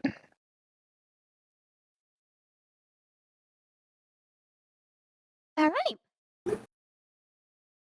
So you're able to get out without any issues, like I said. And you get out, and you know the path you're taking thanks to the vision you got from asking that question. And I need to send you another map.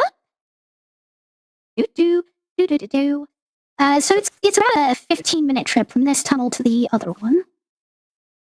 But when you had it, that is not the correct page. Whoa, I need to go to maps. Sorry. As you head out, you see the hermit sitting next to the entrance of this tunnel, dejected, the same type of look on his face when he couldn't enter the castle back in the Valley of Giants. Oh, hermit, how fare you?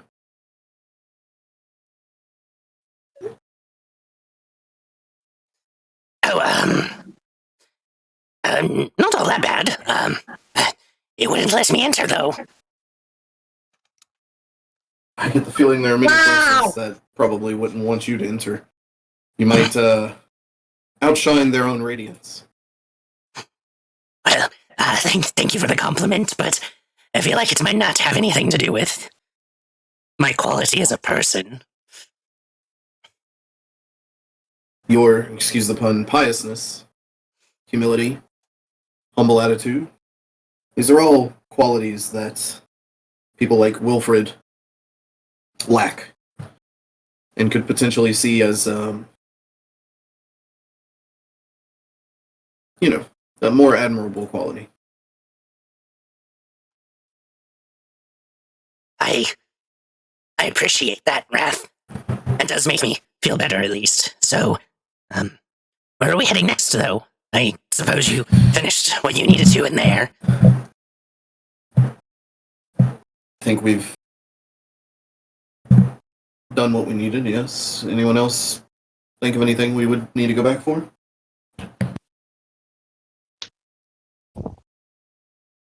No. Wow! That'd be good. Oh, what the fuck? Twilight, at this point, you are speaking normally.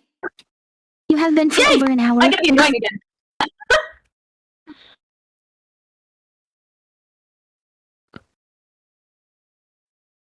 Oh, that was very loud.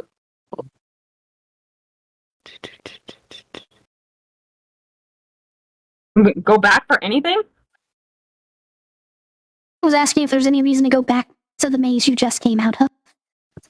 Because the hermit just asked where everyone's heading next. Let's start the thing on fire. Let's start the maze on fire. Right, carry on then. You know, no one would find her body in there. Hey, I'd love to see someone catch stone on fire, personally. I think it's great. Never said we needed the fire. You have seen someone recently someone light stone on fire when Captain cast create bonfire in the radius of a torment chunk. Oh god, she'll succeed. You know what? That would actually be fitting. And Wrath is going to pull out some loose rags that he uses to handle the torment fragments, and he's going to pull out a torment chunk. The one that we got in the Dragon's Lair, or Dragon Horde, or whatever it was. And he's going to set it down at the entrance. Please, fire away. And he's going to back up about 100 feet. Yep. Twilight, do you have spells that do the fire? 'Cause I don't think you actually do. I have, let's see. I have a fire blade. That definitely won't be enough. Nope, she lacks spells that can create a potent fire. Well, come back here, and I'll get it then. Actually, everyone back up another 10, or 20, 30 feet or so. Are we lighting the damn thing on fire? Yeah, that's what you wanted to do, right? Yeah, let's do it. All right, and he backs Pius? everyone up. So Pius doesn't back up. He approaches you and puts a hand on your shoulder, and you can feel him trying to weave his own magic with yours. Okay. Well, still, we should be about 120 feet away, Pius. Come back here and we'll do it then. And he'll back everyone up like 150 feet or so and stand 120 feet away. And he's going to cast Wall of Fire, and he's going to start the wall at the Torment chunk and push it into the Labyrinth. Just And a he's straight casting line of this wall. at... Yep, straight firewall. Normally, a Wall of Fire is 60 feet long, 20 feet high, and a foot thick. And he's casting this at 5th level, which is the highest spell slot he can use for it. Or actually, if you'll allow him to attempt to upcast it, he's going to try and cast it at like 8th level. So I can burn the spell slots appropriate for that if you'll allow it. So you have advantage because you've been practicing attuning your magic in such ways. Even with like Pius also bumping magic and essentially casting a different spell in tandem. So give me a DC 18 Arcana. There we go. Fucking Christ, that took way long for me to figure out.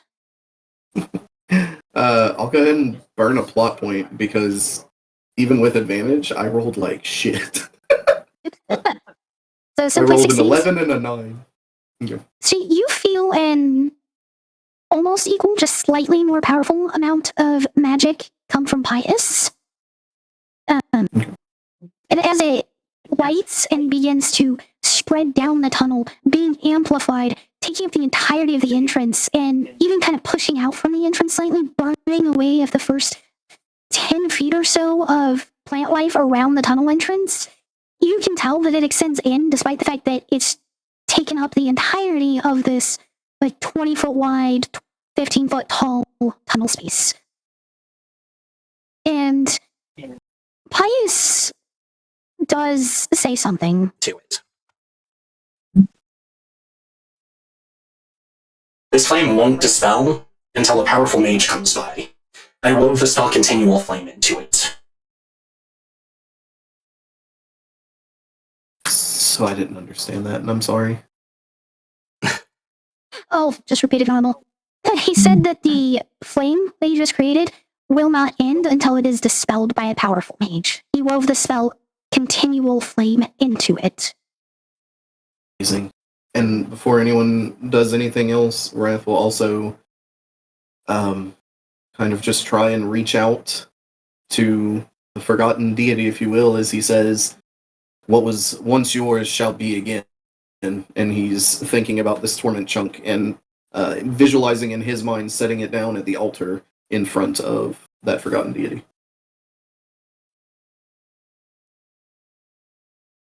You see the torment chunk kind of like pulse slightly as if responding to your thoughts. Before you see it kind of just start sliding into the flames until it's out of sight.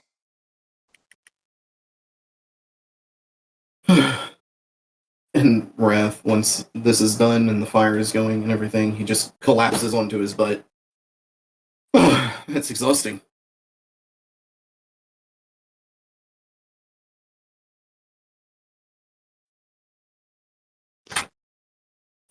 Caught it on fire, though.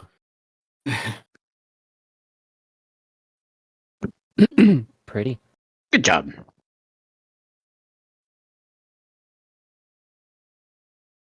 Well, any other ideas? Oh, we should definitely pick up the fortress while we're here. We're pretty close to it, right? Yes, you're... Yeah, you're only about like 300 yards away from it, actually. Do you want to go grab that? Maybe take a short rest and then go meet the Sphinx? We can have some lunch. We didn't really Captain. finish. So. Hey. I'm feeling salad today. What do you think? Yeah, I'm feeling vegetables. No, that'd be a terrible, terrible idea. No,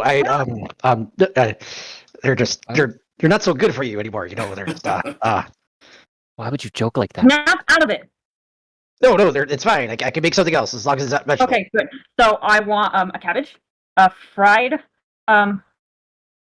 potato with cabbage, and carrots, lettuce, maybe a BLT without the meat. Why must you do this to me? I think you're on your own for lunch if that's what you're having today. Sorry. Twilight. What? Sorry. Twilight. I was gonna eat some spaghetti. I don't know what the hell you guys talk about. Just listen to all this other stuff. There's just like spaghetti. You think you can make up some spaghetti though?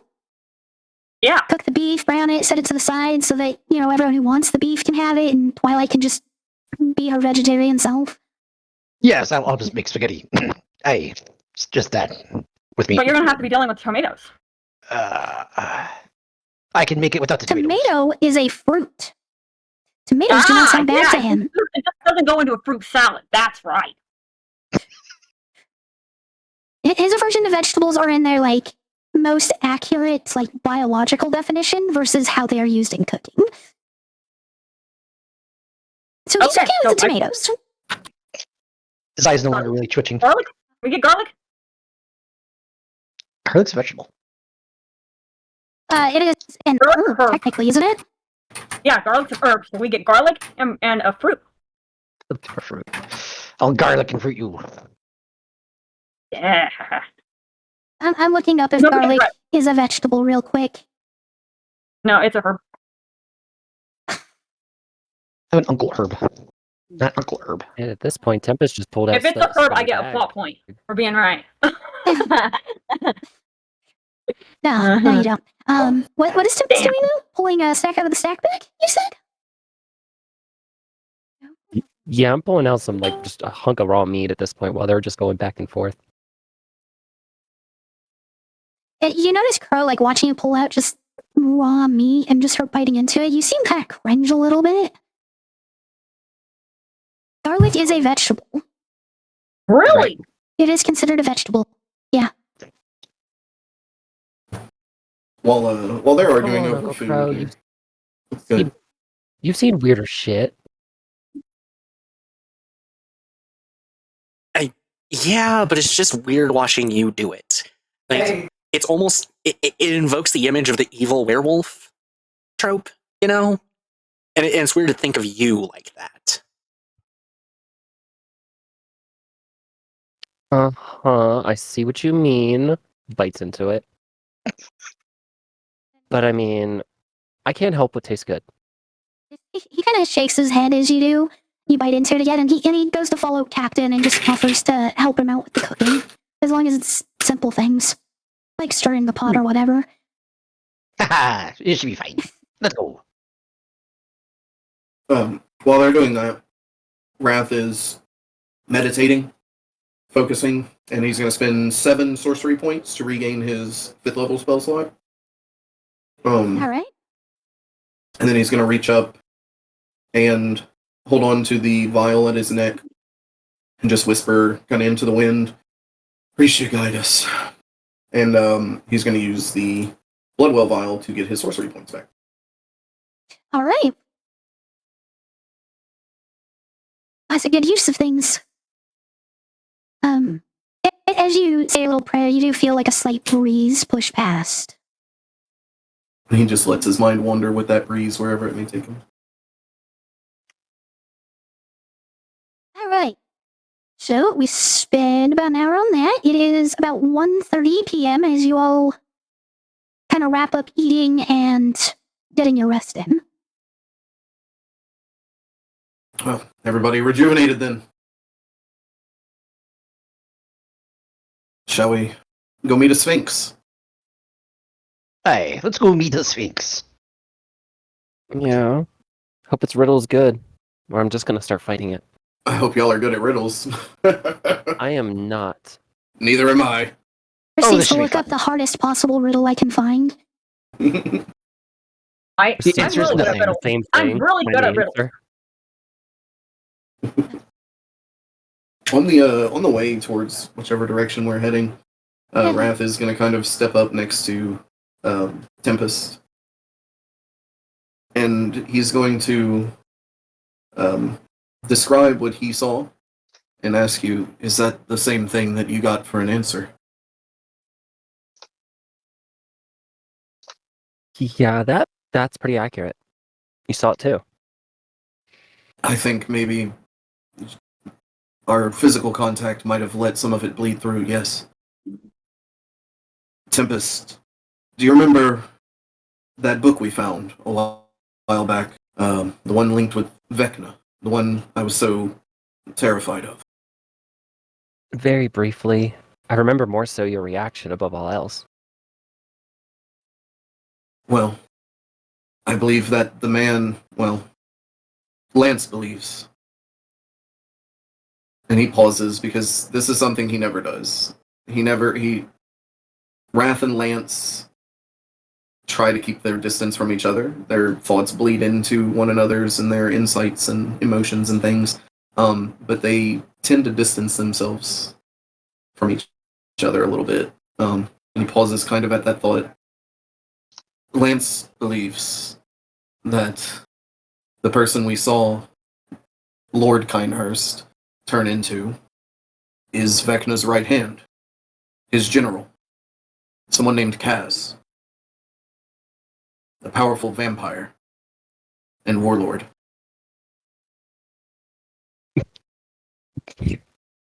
Tempest just starts laughing. Seriously? This right here? This is honestly the best news. It I agree, confirms that actually. everything we're doing is completely correct. Yeah, you're not wrong. I can get behind that. But it also Actually- it does also confirm that Vecna may very well be here or coming here.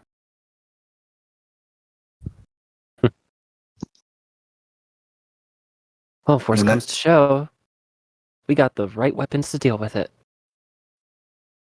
I agree with you. I think if anyone is to face him down, it could very well be us. And I wouldn't rather face him down with anyone else.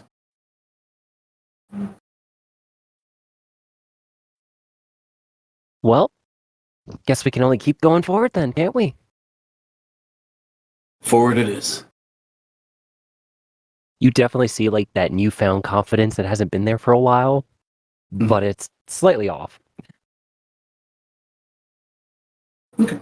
He won't say anything about that, about it being off, that is. But he does crack a grin. Continue. So, you kind of just, it's not that far off your route here. You pass by the tunnel that you set on fire, and you can see that the blaze is still going very hot. In fact, it's at the point where the flames are blue. Like, it is burning as bright and hot as it possibly can. And you can go in, and it takes you about 15 minutes to get over to the other tunnel. It doesn't take long venturing in, maybe about like 2 minutes after you enter the tunnel, before you come across that first space. That, on the map, you're coming in from the top right.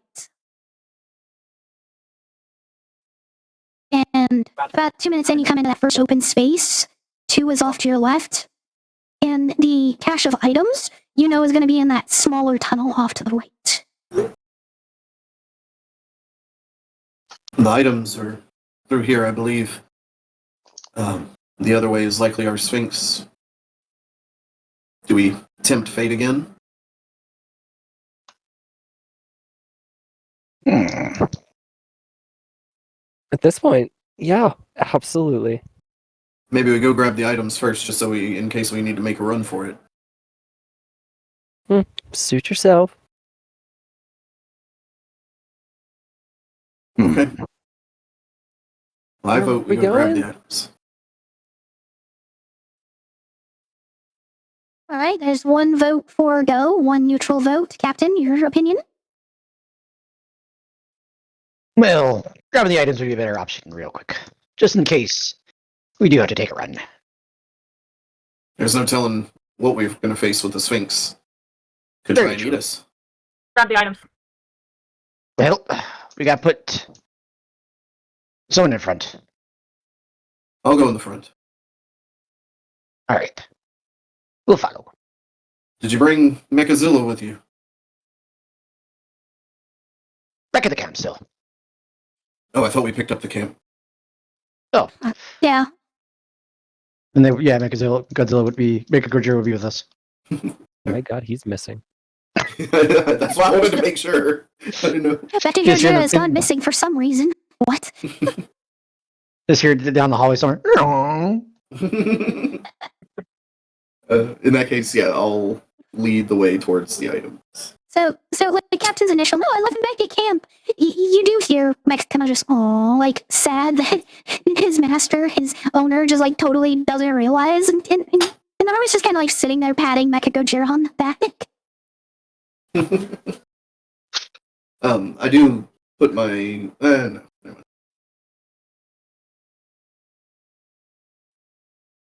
So yeah, I'll move towards the items. All right. So it takes about 5 minutes to get over to the end of one. And when you do, you do see the pile there with 2 quivers of arrows, 2 quivers of crossbow bolts, a short bow, a long bow, a hand crossbow. There's 2 longbows, my bad. And unlike the vision you got, you notice there's another fucking little bag sitting next to it, which you quickly ascertain is more beans. This man loves his beans. He must be the gassiest person in all of this planet. Oh, don't say that. I don't want to smell it. Raph, you have a little bit of a thought. You know, eating, like, you can plant the beans, lots of different things happen, and it's possible for them to grow an egg. And, like, you have to pass a constitution save for it. Like, you kind of know that from that out-of-game standpoint, but you also very much know from, like, more in-game that, like, if you don't have the, like, vitality and constitution to stomach eating it, you don't really get the effects sort of thing. But it can make a person stronger. And it's very much about your, like, durability and your liveliness, which is something undead and necromancers are really good at. He may have been trying to game the system and make himself stronger through these stupid beans.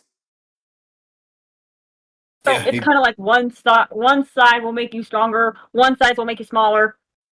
This isn't Alice in Wonderland. I mean, was it kind referring of to is, the though. song, thank you very much, not the movie.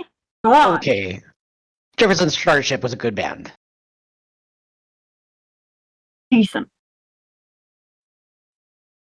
I've never heard of these bards. They're a good team. Good to know. I'll look out for them. Maybe whenever we get to Eldon. Hey. Williams, those temporary hit points you had, when did those Yeah, go away they're from gone. that spell? Okay. I need to double check they're- that. Because I actually have all of your health pools up that includes your temporary. So I need to remove the temporary from your character sheet, your stats. Yeah, okay. I removed them from my side. I just wanted to make sure. Yeah. But yeah, they are. It's from the stream I have to remove them. Oh, I got you. Oh, yeah. Oh, good. Yeah, so you see this pile of loot. You still have other unidentified magic items that are supposed to help you. How do you go about collecting and divvying out and figuring out what any of them do between those swords and these bows? Do we have a list of everything? Because I don't see one in my notes. I had Captain add them to his character sheet in a really weird way. But I also literally have my item list right here. That is the wrong one. So, Yes, your you threw a lot at previous- me. yeah, your previous was a great club, a scythe, a war hammer, or 2 war hammers, because there was one that was on the rack and one in a barrel. There's also a crystal short sword, crystal long sword, crystal great sword, Those written studded down. leather, Yes. plate armor. Yes. That was from the other one. And this one, let me get back to it, is 2 quivers of arrows, 2 quivers of crossbow bolts, a short bow, a hand crossbow, 2 longbows.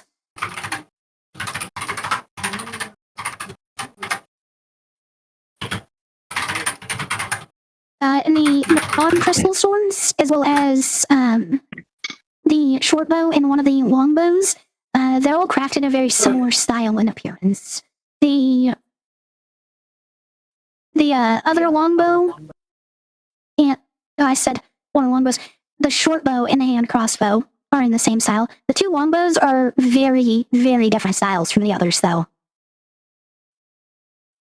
Give me 10 minutes. Let me see how these might help us compared to what we already have on us. And he'll set down one of the short bows and cast Identify on it.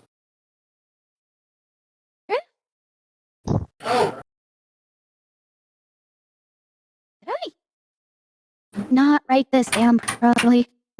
No, I didn't. Well, at least I know where I need to go for this.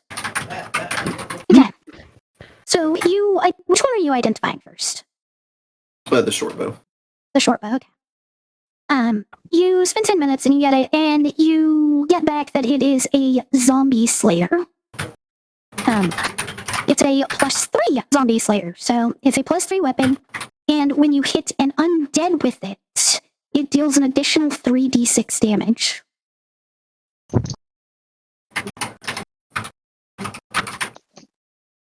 Yes, that makes sense. We should all, if we plan on attacking the undead in the area, I'm not sure if the Sphinx would be. We should all choose one of these weapons to use when we do so, at least temporarily. They also do not require attunement. No attunement. Never mind, we should just use these weapons to fight undead with. We should all it's based off the Dragon Slayer weapon. Okay. We should all choose a weapon now, actually, so that we can just have one on us in case. I want the Slayer one, the Demon Slayer. They're all Slayer weapons. What are those swords you had there, Captain? Can I select out of those, maybe? Hey, here you go. And I didn't write down, because I thought you said Captain had these. What swords are? It does. There is a Great Club, a Scythe, and a Warhammer that appear to be zombie slayers. Gotcha. The short sword, long sword, and great sword are made of crystals. Can I see the short sword? Let's see what the crystals may do. Jumflyer's hands over the short sword. Okay, another 10 minutes, Identify. Sorry this takes so long. Whatever mage developed it is taking just... way too long. I agree. It's entirely too much, really. Pretty. It should be a cantrip, you know what I mean? Just... Yeah. So you get one of the first pieces of information you get about this is that this crystal weapon is actually made from the bone of a crystal dragon. When you hit with one, it deals an additional 1d8 radiant damage. It also has 3 charges, recovers 1d3 at dawn, and when you hit a creature with an attack roll, you can expend a charge and regain a number of hit points equal to the radiant damage you deal with it. It does require attunement, though. So these are a little more complex. You can heal off of them and they deal extra radiant damage, but it will take an attunement slot. I might just stick with this short bow, honestly. And I'll pick up one of the quivers of arrows as well. As you do, you notice the arrows seem to also be specialized arrows of some kind. I'll wait to see if anyone wants any of the other stuff identified before identifying. Do I have to take one? I'm just suggesting we all have something to kill these zombies. And I'm not really good with any of those, so... Grr. What's a sledgehammer, then? Here, hand it so over. one I'm of pretty those- sure that's the same as the short One of the short bow. warhammers appears to be the same as the zombie stuff. The other one, both sides of it have the face of a storm giant on it. I like this one. I want the one with the storm giant. You can't even lift it. Oh, come Yeah, on. you Let me have it. can't. It'll You actually literally match. cannot use the weapon. You literally cannot use a warhammer. But it will match the Your shield? my shield. Yeah, it will match the shield. Come on. Well, before anything else, let me see it, Captain. I'll tell you what it does. All right, here you go. Hands it over. And you still have arrows, bolts, and a belt from the maze that Tempest picked up. Those are all in a different style from any of the rest of what you found, though. I do not actually have to look this one up because I know what it is. You identify this other hammer. It is a hammer of thunderbolts. It is a +1 weapon, unless tuned, in which case, if you are tuned, wearing a belt of giant strength and gauntlets of ogre power, your strength will shoot up to 30. Yeah, or it'll shoot up to whatever the storm giant strength is. You get an additional +4 on top of that. And when you roll a 20 on an attack with it against a giant, they have to just succeed on a DC 17 con save or die. It also has 5 charges. While attuned to it, you can expend a charge, make a ranged attack with it, and if it hits, a thunderclap is audible, and it basically does thunderclap. They become stunned if they fail a save on that. Oh, Well, there you go, Captain. I really do like that. And the heads are done in the same style as the face that was on that belt you found, though. Tempest, can I see the belt? I have an odd suspicion this is related. Sure. Here. Cast identify on it. Is it a belt of giant strength, storm giant? It is a belt of storm giant strength, yes. This will make you extremely strong. I certainly do like that. Okay. Mind you, it takes an I attunement mean- slot as well. I do like that. Yeah, the combo of 3 items, all 3 take attunement, but with storm giant strength belt specifically, makes your strength fucking 30.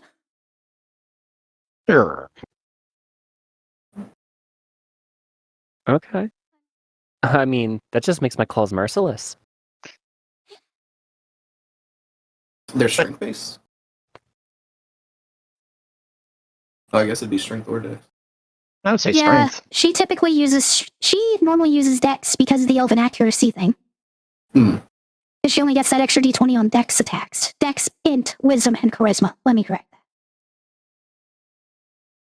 So, strength is not Tempest's main goal. She can do it. She's got strength and spades. She just does better with dexterity and essentially accuracy over power.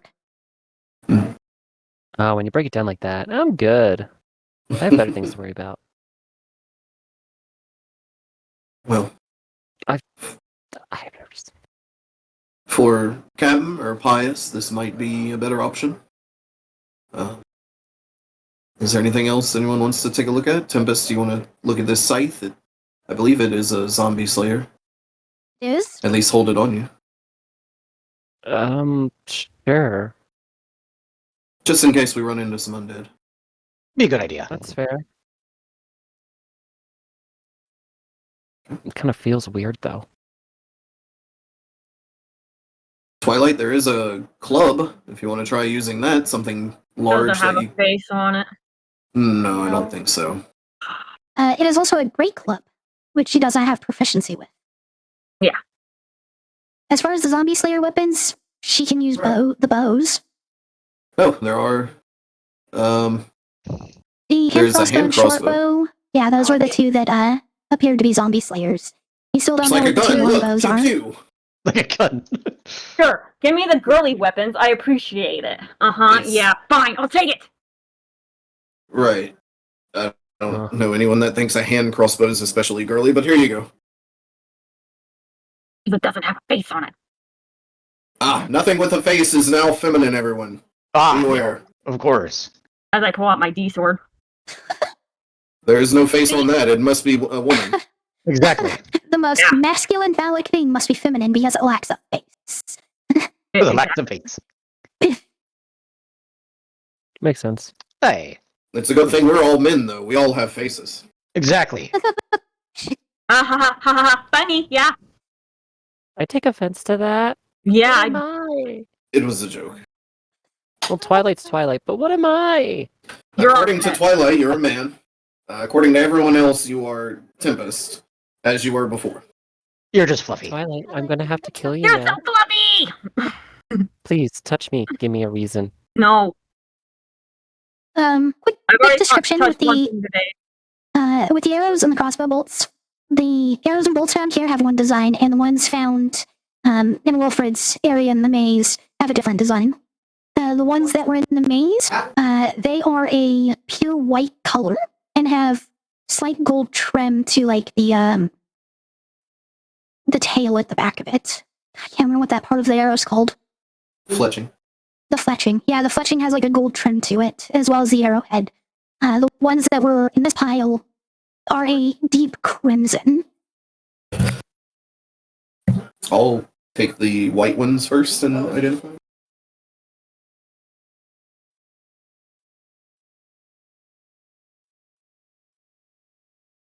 I get so many miles on this pearl, y'all. You don't even know. I agree.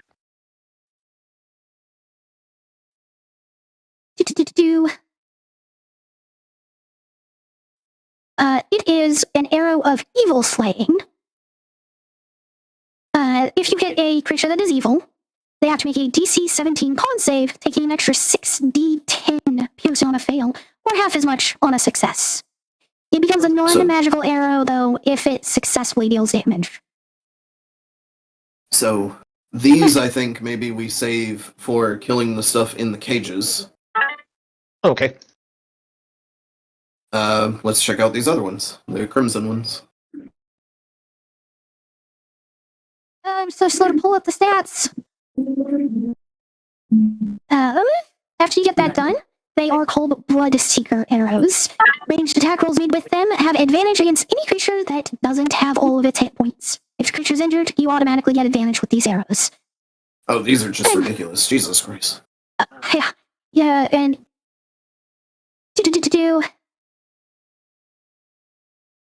Yeah, that is its entire effect. Is if you make an attack roll with them against something that doesn't have all its hit points, you just get advantage. Amazing. That is yeah, that's Blood Seeker arrows. I did deep for really good loot for this area, you guys.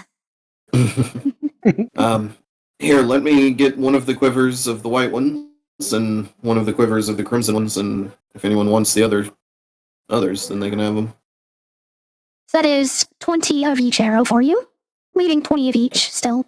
And there are 40 of each bolt, which is what Twilight would need for the hand crossbow. Yep.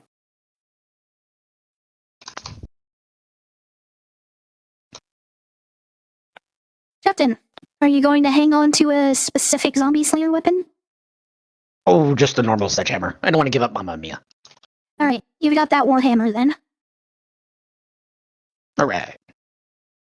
So you still have the two longbows that have not been identified. And then a Sure. ton of vials and items that aren't necessarily important at the moment. Do we want to take a look at the rest of this, or do we want to go ahead and move on? Well, considering I'm no elf, I'm good. All right, Let's move let's on. just we'll save this for another time. Just put it in a put it in a pile in a bag. Alright, who's picking up the bows? I guess I will. As I start just kind of shoving them into my bag. This is all I get. This is all I get. I don't get to be in the in crowd. Alright, as you pick up the bow, Make a you whistle become save? very... No. You're still gonna be sad, though, as 4 attacks with advantage come at you. 21 to hit, 27 to hit, 21 to hit, and only a 17 on the last one, so only 3 of them hit you as the mimic makes all 4 of its attacks. It Wait, cut so off it's attacking me? part. Yes, you're sad as 3 of the 4 attacks from the mimic hit you. Oh, it's a mimic. That's why I had to make sure who was grabbing it.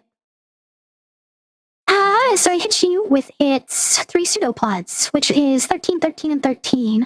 You take 39 bludgeoning damage, and it is just stuck on you. Oh, good lord. Get him up! Get him up! Get him up! Aimed attack. Captain Flyers is aimed attack. Oh god, Initiative. I can cut her limb off. she's just wearing to die. Honestly, Who's rearing to she's die? going to die by probably the next month or so. 19. Twilight. What are we rolling? Initiative.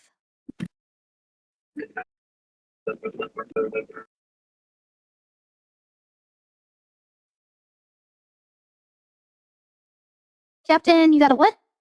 19. 19. Okay. Wrath. 12.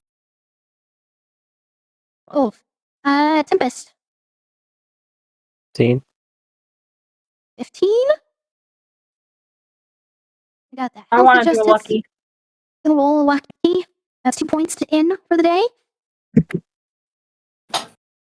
Yay! 21. And the mimic. See, 15 plus what? Plus 3. So it gets an 18.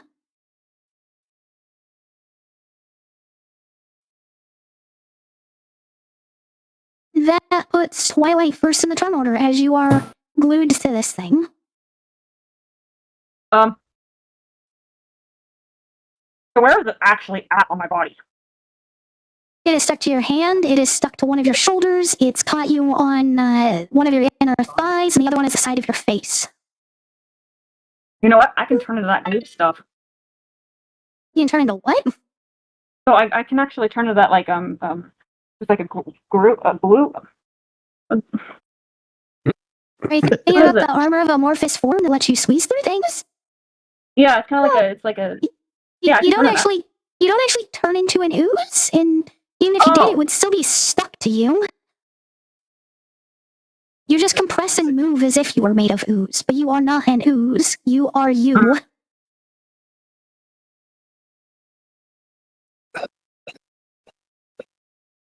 And you would think that if you turned into a little creature, it would become even worse for you, as it's would now be much bigger and just basically have you stuck inside of its pseudopons. Yeah. So I don't want to turn anything big, and I don't want to turn anything. So I don't want to turn into an animal.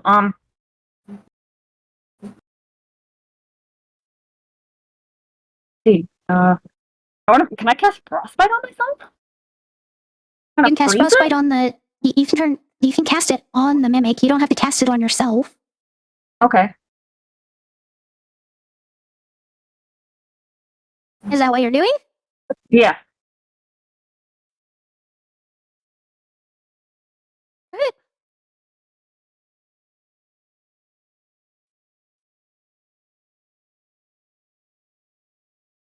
You got a 22 on the save, which I believe beats your spell save DC. Huh? It got a 22, which I believe beats your spell save DC. Mm-hmm. It does. Your DC is 21, so it barely beat it, but it beat it. So I gotta move. So I'm just gonna kind of like maybe just kind of stop, drop, and roll type thing. That's my movement. Okay.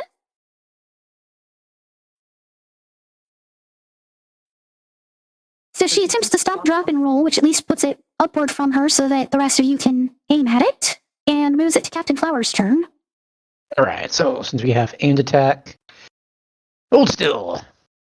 And he's going to use Mama.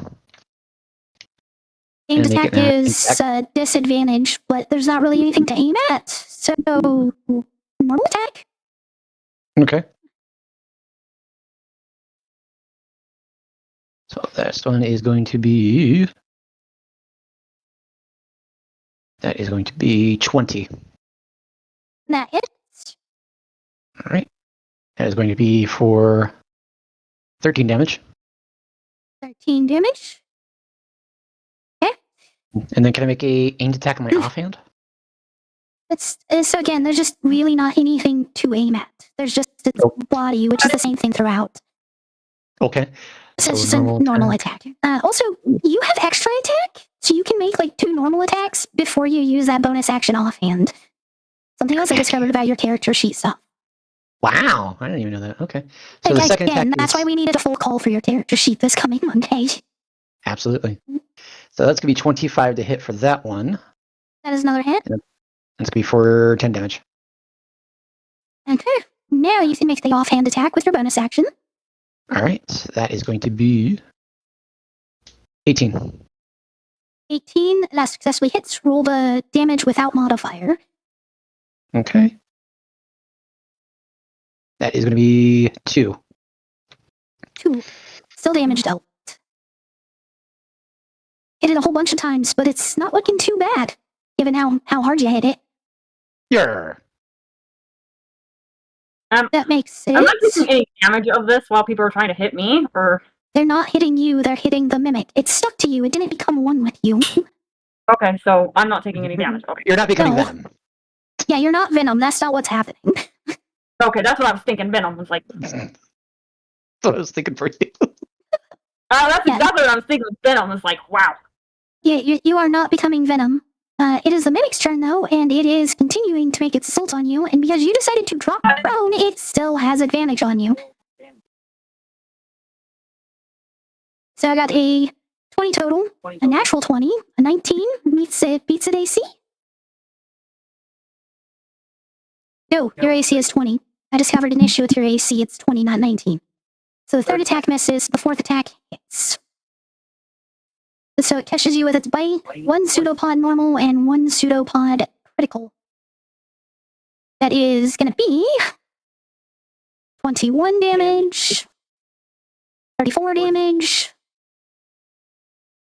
47, 54 more damage you take.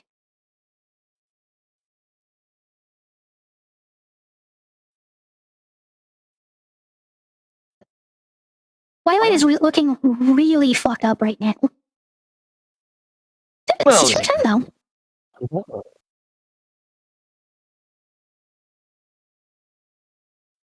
Can I cause fear on that? You want to cast Cause Fear? Yes, you can try to do so. What is your saving throw DC? And what type of save? I believe the wisdom. Yeah, wisdom save or be frightened, and my save DC is 18. You got a 5. So all of you see Tempest suddenly do fucking somatic components, say an incantation real quick, and then you begin to hear the mimic kind of cry in a way that you can hear the fear in its voice. Oh, that's new. Yeah.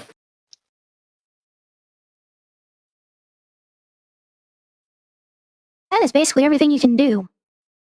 Since you did not use the attack action to cast a spell, so Raph, you're up.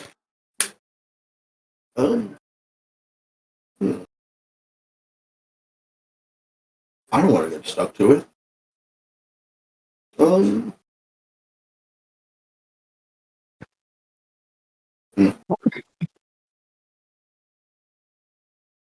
think Wrath is just going to pull the sword and cast Green Flame Blade as he attacks, trying to use the flame to make the sword not get stuck to this thing.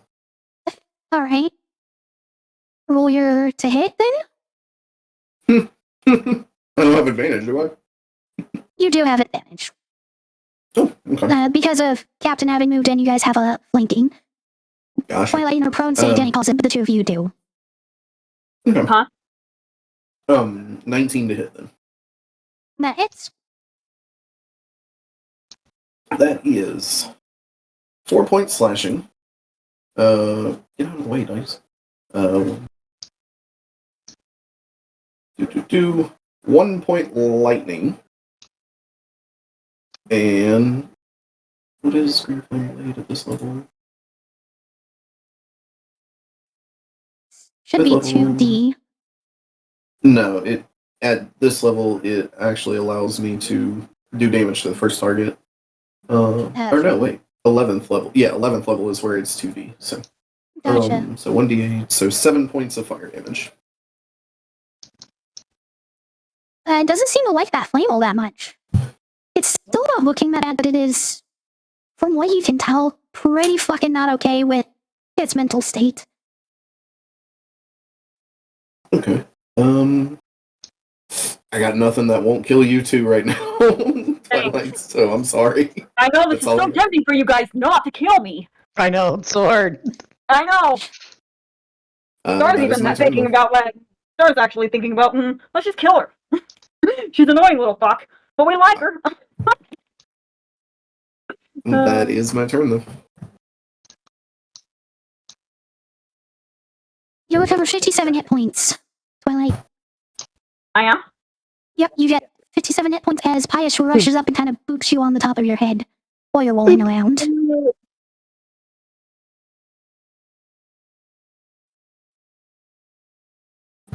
Not yet. You have never seen a heal wounds come out of Pius that was this potent before. Yeah, that's a big one. Alright, back to the top of the turn order, Twilight. You can try to detach yourself from this. I was thinking. So is this like a magical thing? No, it has adhesive skin. You know how like spiders touch walls and they kind of just stick to it? Okay. I was thinking about doing element. Where is it? It's like I just had it. Absorb element. Did you say a doorbell moment? No, absorb element. I want to turn on my absorb element. You use that as a reaction when you get hit by an elemental attack. Okay. So that would be my bonus action then, right? If That'd be a turn that on? reaction. That would be a Okay. reaction, and you can only use it when you get hit by elemental damage. Okay. Yeah, I'm gonna try to kind of get it off me. Okay. That is an athletics check then.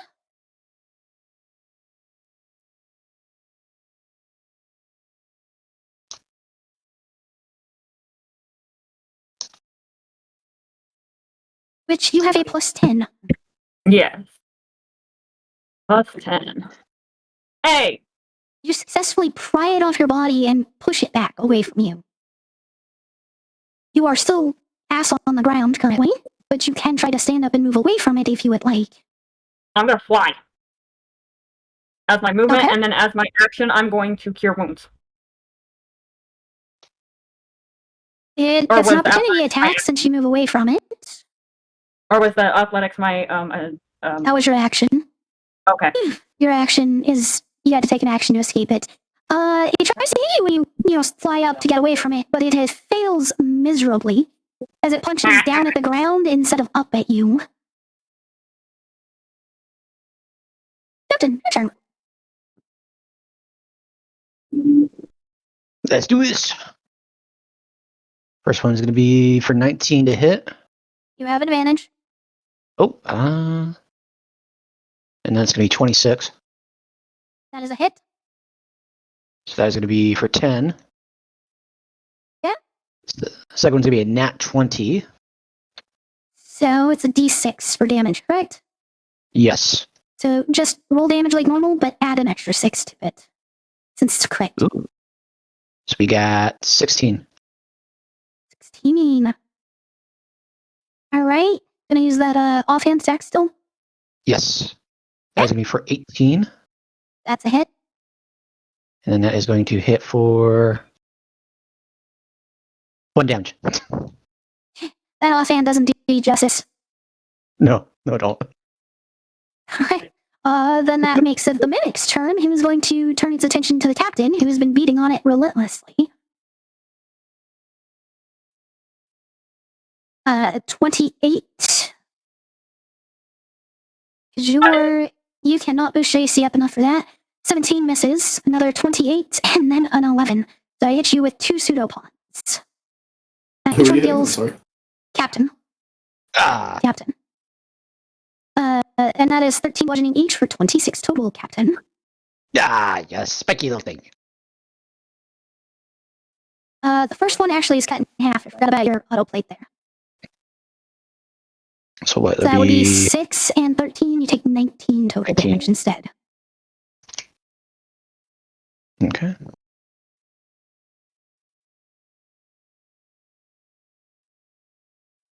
And that is the end of the Mimic's turn, rolling it back to Tempest.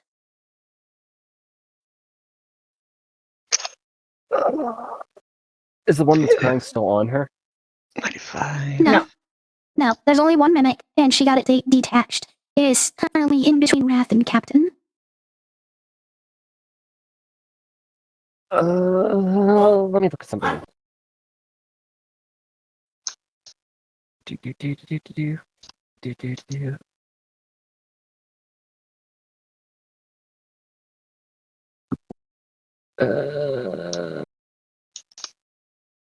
Lightning lure. And try to grab it and whip it out of that spot. Alrighty.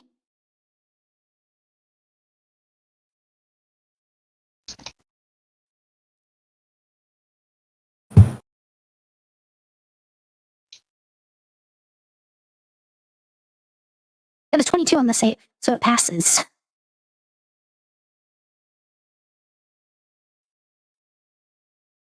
Damn. I'm trying to touch it without touching it. Mm-hmm. Trying to touch it without touching it. Okay, that makes it Wrath's turn. It succeeded, so it's still between me and Captain. Is that correct? Correct. Okay. Green Flame Blade again. It didn't like the fire, and I don't want to burn Captain, so we're going to go with the single attack. 24 to hit. That hits. So that is 11 points slashing, 6 points lightning, and where's my fire? 7 points of fire. Again, those hits in. You're starting to see its form kind of falter a bit. Oh, and that is maybe my turn. Once again, let me double check. Bonus actions. Yeah, I'll go ahead and activate Blade Song just in case. Up my AC a little. And that's my turn. Alright.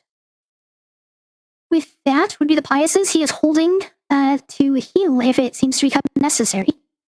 Again, very strange behavior for Pius to just kind of hold back and be more interested in healing than attacking. Brings us up at a turn order 21 or Twilight. And in case anyone's curious how this mimic is taking a beating, I did homebrew up to challenge 20 mimics. This is a challenge 10. What's it made of? Flesh. I can It's a eat living it. creature. I'm gonna insult the motherfucker. You're just gonna insult it. Yeah. But you're not a bard. Multi-class bar. What about its mother? Oh, that reminds me. What's a good insult? You look like porridge that's been left out for a month. Yeah. That's some vicious mockery there, Hermit. Hey. It fails the save all the same. Vicious Mockery is a D4? Yeah. That's it has funny. disadvantage on its next attack. He dealt 9 damage with it at least. Hell yeah. But it is your turn, Twilight, to actually do something. I didn't even know the hermit was in the game. All right. Yes, he was able to come in this tunnel. Let's go. So what's Twilight doing? She's insulting the motherfucker. You're like ugly as fuck, and you smell like rotten beet and porridge. Twilight, unless you do something useful, I'm gonna let this motherfucker eat you again. Yes, I need your actual actions. Like Oh, okay. movement, attack, that sort of thing. It's your turn. Okay. You do not have the spell Vicious Mockery that allows you to deal damage with insults. Okay, so it's a spell. I didn't know Yeah, it was a spell. Okay. That's a My bad. spell that the hermit uses. Oh, okay. I will pass. I'll use my wand of insects. Everything that you can do with that would negatively affect your entire party right now. Okay. That's not. Maybe just cast, I Flame have Blade to- I might be have, like- useful.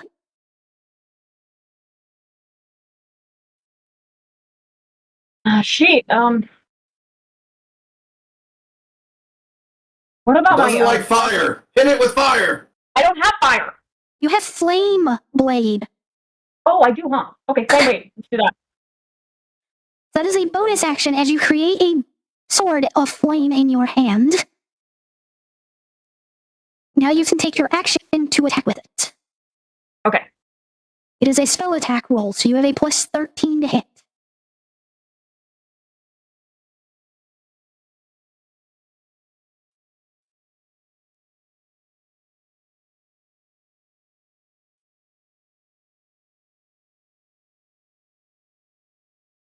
That was horrible, but You have 1 point of lucky. nah, we're good. You hit it. 3d6 fire damage. Woo! Hey, 666, woo! Holy shit, you rolled max damage on that. Brutal. Let's go. It continues its shrieking, now even louder. As it is bloodied up, you can actually see it leaking whatever internal fluids it has. It's pus. It's pus. Yeah, no, you're right. It's pus. It's oozing Yay! out pus from its cuts and injuries. Okay, that's my turn. That makes it Captain Flower's turn. I'm gonna hit it harder. You can hit it harder. Okay. First one is 23 to hit. That That's hits. gonna be for 19 damage. Alright, 19 damage. Second one is gonna be, ooh, I like that one, 29 to hit. That's a hit. And it's going to be 12 damage. And then Alright, offhand, that is going to be 20 that's a hit. with 1 damage. With 1 damage. You keep rolling low on that offhand. Doing it properly. Now it's suddenly low. You need to get a what is it? Dual weapon fighting feat, Wait, where you can add wait. your modifier to the second. Yeah, Okay. it's dual wielder. Yeah, there You know you go. what you know what you haven't added on the 3 offhand attacks that you should have? The magic weapon bonus of +2. It's true. You don't get to add your modifier, but you do get to add the magic weapon bonus. So I just reduced I just added that extra 6 damage to the total damage dealt. All That right, makes then it we'll do- the mimic's turn. As it is panicked from the fire, from fear, and everything else, and it is going to try to move away. Wrath and Twilight and Captain, you all get an opportunity attack on it. Ooh. Yes. Who goes first? Twilight, you have Warcaster. That lets you use a spell as a reaction for an opportunity attack. Oh. So you could use Frostbite. You already have the Flame Blade out, so you didn't have to use an action to do it, so you could use the Flame Blade in your hand as well. Okay, can I do the flame blade again? Yep, well, same plus 13. Captain, yours to hit. Mine to hit. That is going to be 21. That hits. Give me the damage. It's going to be... That's going to be, because I'm using that modifier there. Okay. 5. Alright. Wrath, how about you? I rolled a 27 for 8 points of slashing and 6 points of lightning. Twilight, you need to roll to hit first. D20 plus 13. That's what I did, I got 20. Oh, shit. I misread it. Sorry. Yeah, you're right, you hit and you dealt another 10. What's up with my 10s tonight? I rolled like 24 10s. Holy shit. 10, 10, 10. You have rolled a lot of 10s. Whether it was I have. D20 or not, that's the wild part. So it goes to run away, but Tempest is actually in the way of it leaving the cavern, so all it does is back itself against a wall. And Tempest, it's your turn. What was Tempest doing? Leaving the cavern, or? No, the mimic was running away, but it can't run past her or towards her because it's scared of her. Since she was at the entrance of the tunnel, it backed itself against a wall. I. You catch it, I'm gonna eat it. No! It's weak, right? Yeah, it's looking pretty bad. Okay. Yeah, I'm gonna go at it naturally this time. Okay. Just 2d20. 1d20. You do not have advantage. Hold on. Wait, does frightened let the person it's frightened of? What causes? No, I think it causes it to get disadvantage as long as it can see the source of its fear, if I'm not Yeah. mistaken. Well, luckily it started missing attacks anyways after that. You get advantage from like flanking or special features or things like that. But you don't just get advantage for shit. If you had advantage, then you get to roll extra dice.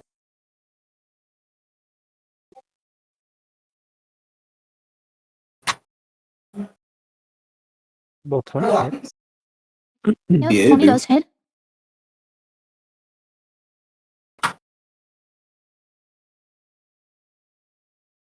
Or 25. It is screeching. It is still alive. You still have another attack with your attack action. As your first set of claws dig into its flesh.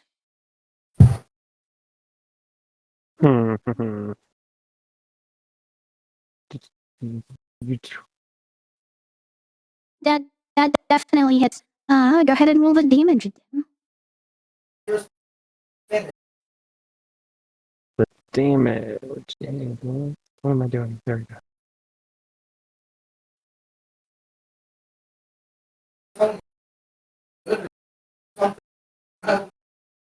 Another 20 points of damage.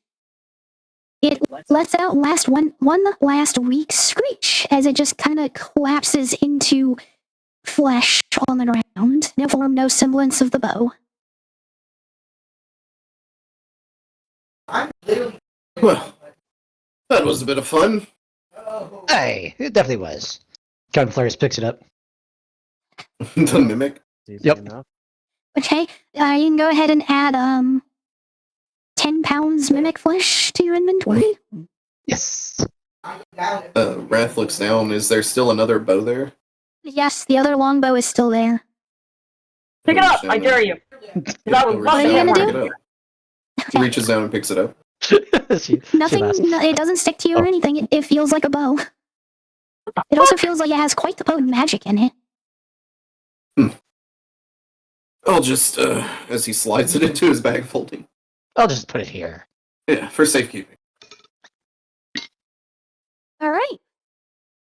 The loot has been picked up here. I'm guessing. I haven't been paying attention too much to whatever who's been picking up what, like in regards to things like the bags of beans. We'll figure out bags of beans at the end of this dungeon. I think we were just putting them in one bag that Tempest was carrying. You're I right. thought it You're was right. flowers that was carrying it. No, I it thought was Tempest. Tempest because Tempest found the big bag in Wilfred's cache. So like the other ones that were found were just put with it. Mm. Yes. So you've cleared out room 1, and you can head back into that main chamber. And at this point, after you've made a bunch of ruckus between your conversation in the chamber, that middle cavern start and the combat that just occurred, as you get back to that tavern, you hear some weak cries for help coming from 2. Me? All of you. All of you can hear weak cries for help coming from 2.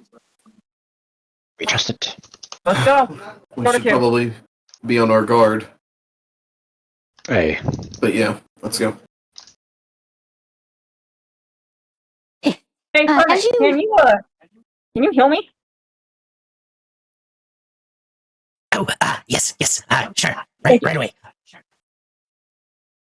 And he's gonna draw a 3rd level spell slot to give you a 3d8 plus 10. You get 22 more hit points back. Thank you. I feel so much better. As you walk into the area, you notice that the actual cavern itself is barred off by large steel bars. Unlike the ones underneath the tower, this one has a keyhole. I have the keys. I got the keys. Perfect. Would you mind using them? You can also, of course, because they're steel bars, you can see what's on the other side. And you see group of 5 people. They all seem to be terribly malnourished. You can see their cheek and collarbones poking out. You can even see the bones in their arms, too. And you see what looks like just partial remains of other people inside of this cage as well. From their clothes, they seem to be wearing the same clothes as those bandits that turned out to be mercenaries of the Kinehurst way, way back in Scarm's caverns. Who are you and how did you get here? One of the women in the group speaks up. We're mercenaries from the Geinhurst and Eldwin. We were hired by Wilfred to help him be bodyguards. But after a couple of months, he took us and just locked us in here. Normally he'd come by with food, but we haven't seen him in over a month. We've just been stuck here. Wrath puts up a hand to stop Twilight and looks over at Tempest. Lady Kinehurst, your subjects have chosen to follow this necromancer. What is your judgment? Please, no, we were hired. It wasn't... Lord Kinehurst is the one that decides on our missions. We can't ignore his orders. I want to take a perception roll to see if it's a lie or what. Insight. You want insight? Can't or won't. Lord Kinehurst sits on the throne for a limited time. And being without food for about a month, you would probably be dead already. Because it takes about 7 weeks to die of starvation. Technically. Roll your insight. Perception's the one for lying, though? Insight. Insight. Insight is intentions. Insight? God damn it. I'm rolling an insight. And you don't have to worry about it. Twilight got it. Twilight, they survived by eating the ones that died. That's why there's partial bodies in the cell. Captain, you get situated. I'm gonna walk up to them with my snack bag. Yeah, but you can tell they are being honest, that this is a whole duty-bound thing, and that they have resorted to cannibalism to survive. Wrath, as for your question of can't or won't, after all this, Wilfred was a trusted confidant. And if the Lord would leave us to die like this, then I swear no loyalty to him now. Now is your chance to begin solidifying your power, Tempest.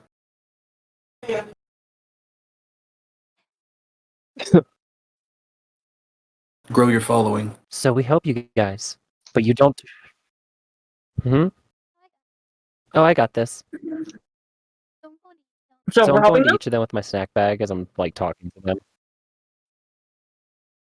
You see them each kind of in order from left to right, and pull out vastly different things. The first one pulls out what looks like a very thick cut, like 24-ounce ribeye steak. The next one pulls out a bigger than a personal, but not like a full-sized, god damn it, tres leches steak. The next one pulls out like a bowl of steamed vegetables, which makes your stomach turn, Captain. And the last one pulls out just a jug of water, of fresh, clean water. And then It's not going to be enough to really help them out. But before we actually commit to helping them out, do you think you guys can help us in the long run? I don't know, but I can try.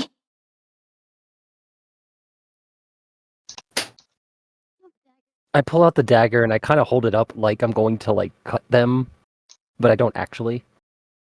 When you pull it out and you hold it up, all 4 of them weakly but audibly gasp. They seem to know what this is. And that saves the explanation. If you're willing to still stand for what you believe in, help me bring all of this down and start it from the ground up.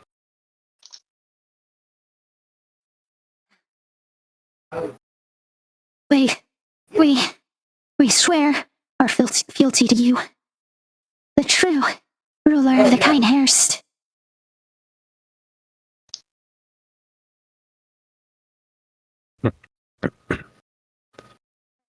Well, that's a start. Captain, do you think we can get some actual food started up for them?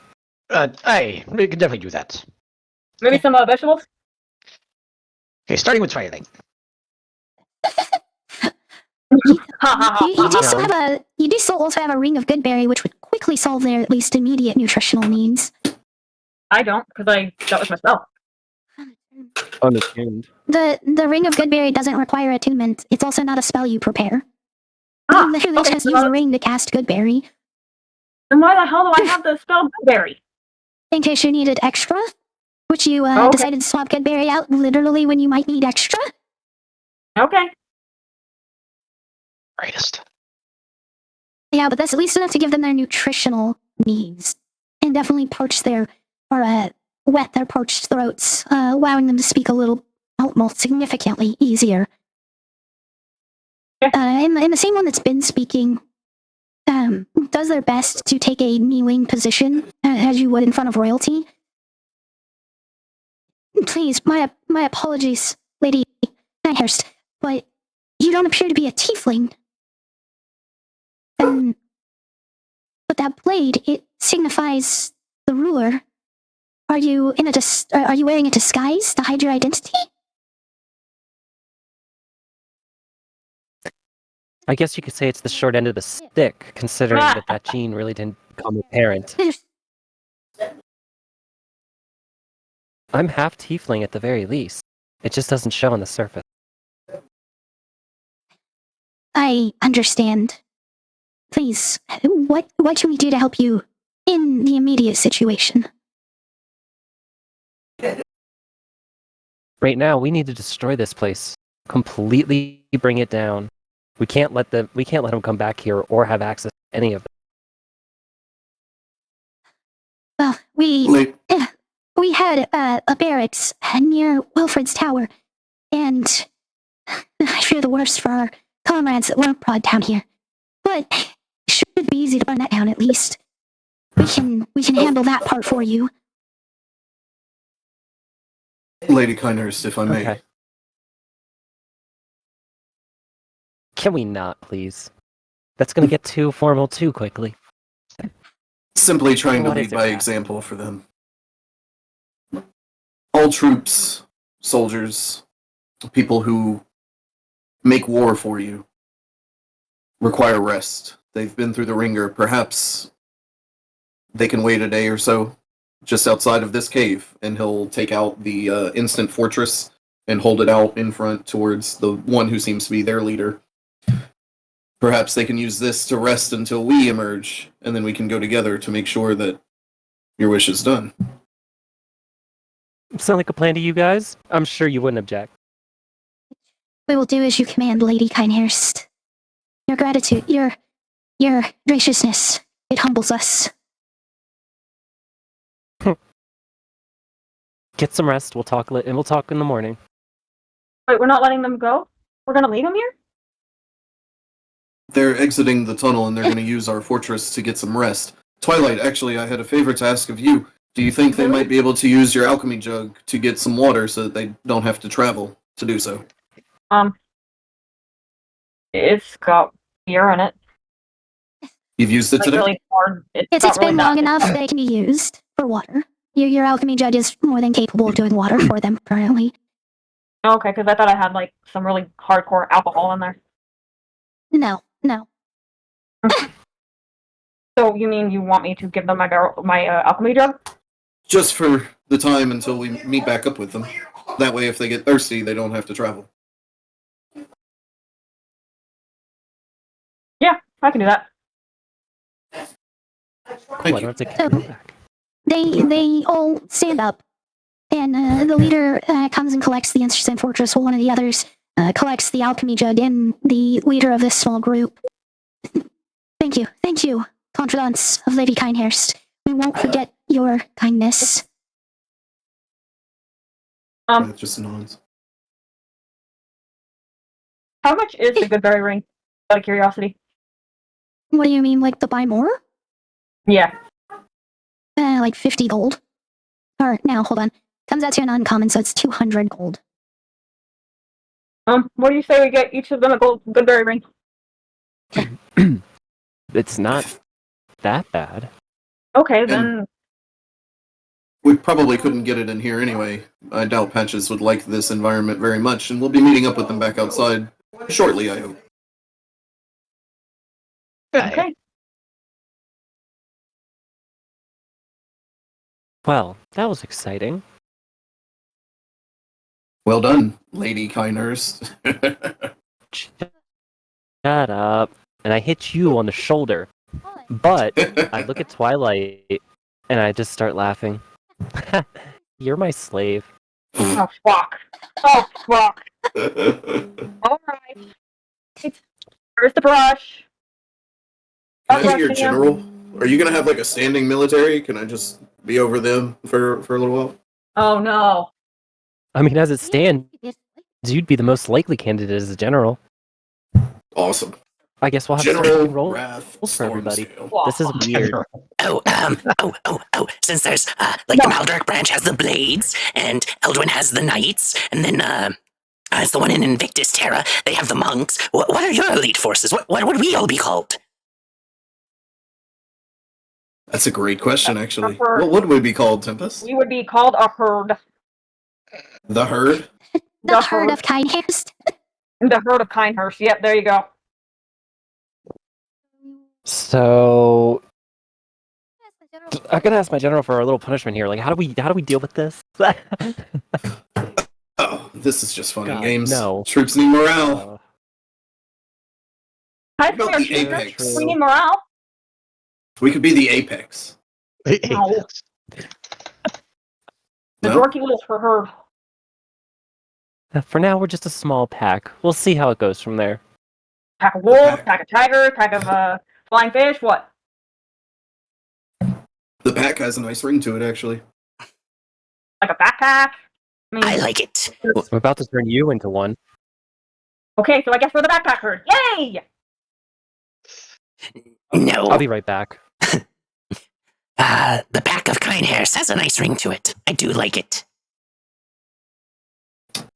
Here, here. To the pack of Kinehurst. Yeah, to the pack of Kinehurst. I'm adding this. I don't know, it's kind of funny because none of us are Kinehurst but her. That Okay. wasn't even supposed to exist. What does it matter if we add a few more to the list? Here, here. Oh, this is exciting. I haven't felt this great in so long. Correction, we were feeling great a while ago. We were all overcame with the joy and relaxation and tranquil. Stare. Are you feeling this again? And we don't even know about it? So Where have we you are been? wrapping up here for the night. We are going to wrap up on a happy note for once. Woo! What? But it hasn't even been that long. It has been 4 hours. We are going to go raid Nyx tonight, and she's playing some Dead by Daylight. So everyone, let's go show her some love. She is an amazing streamer who deserves all of the love. And we'll see you later. As always. I love you. Bye-bye, Kobo.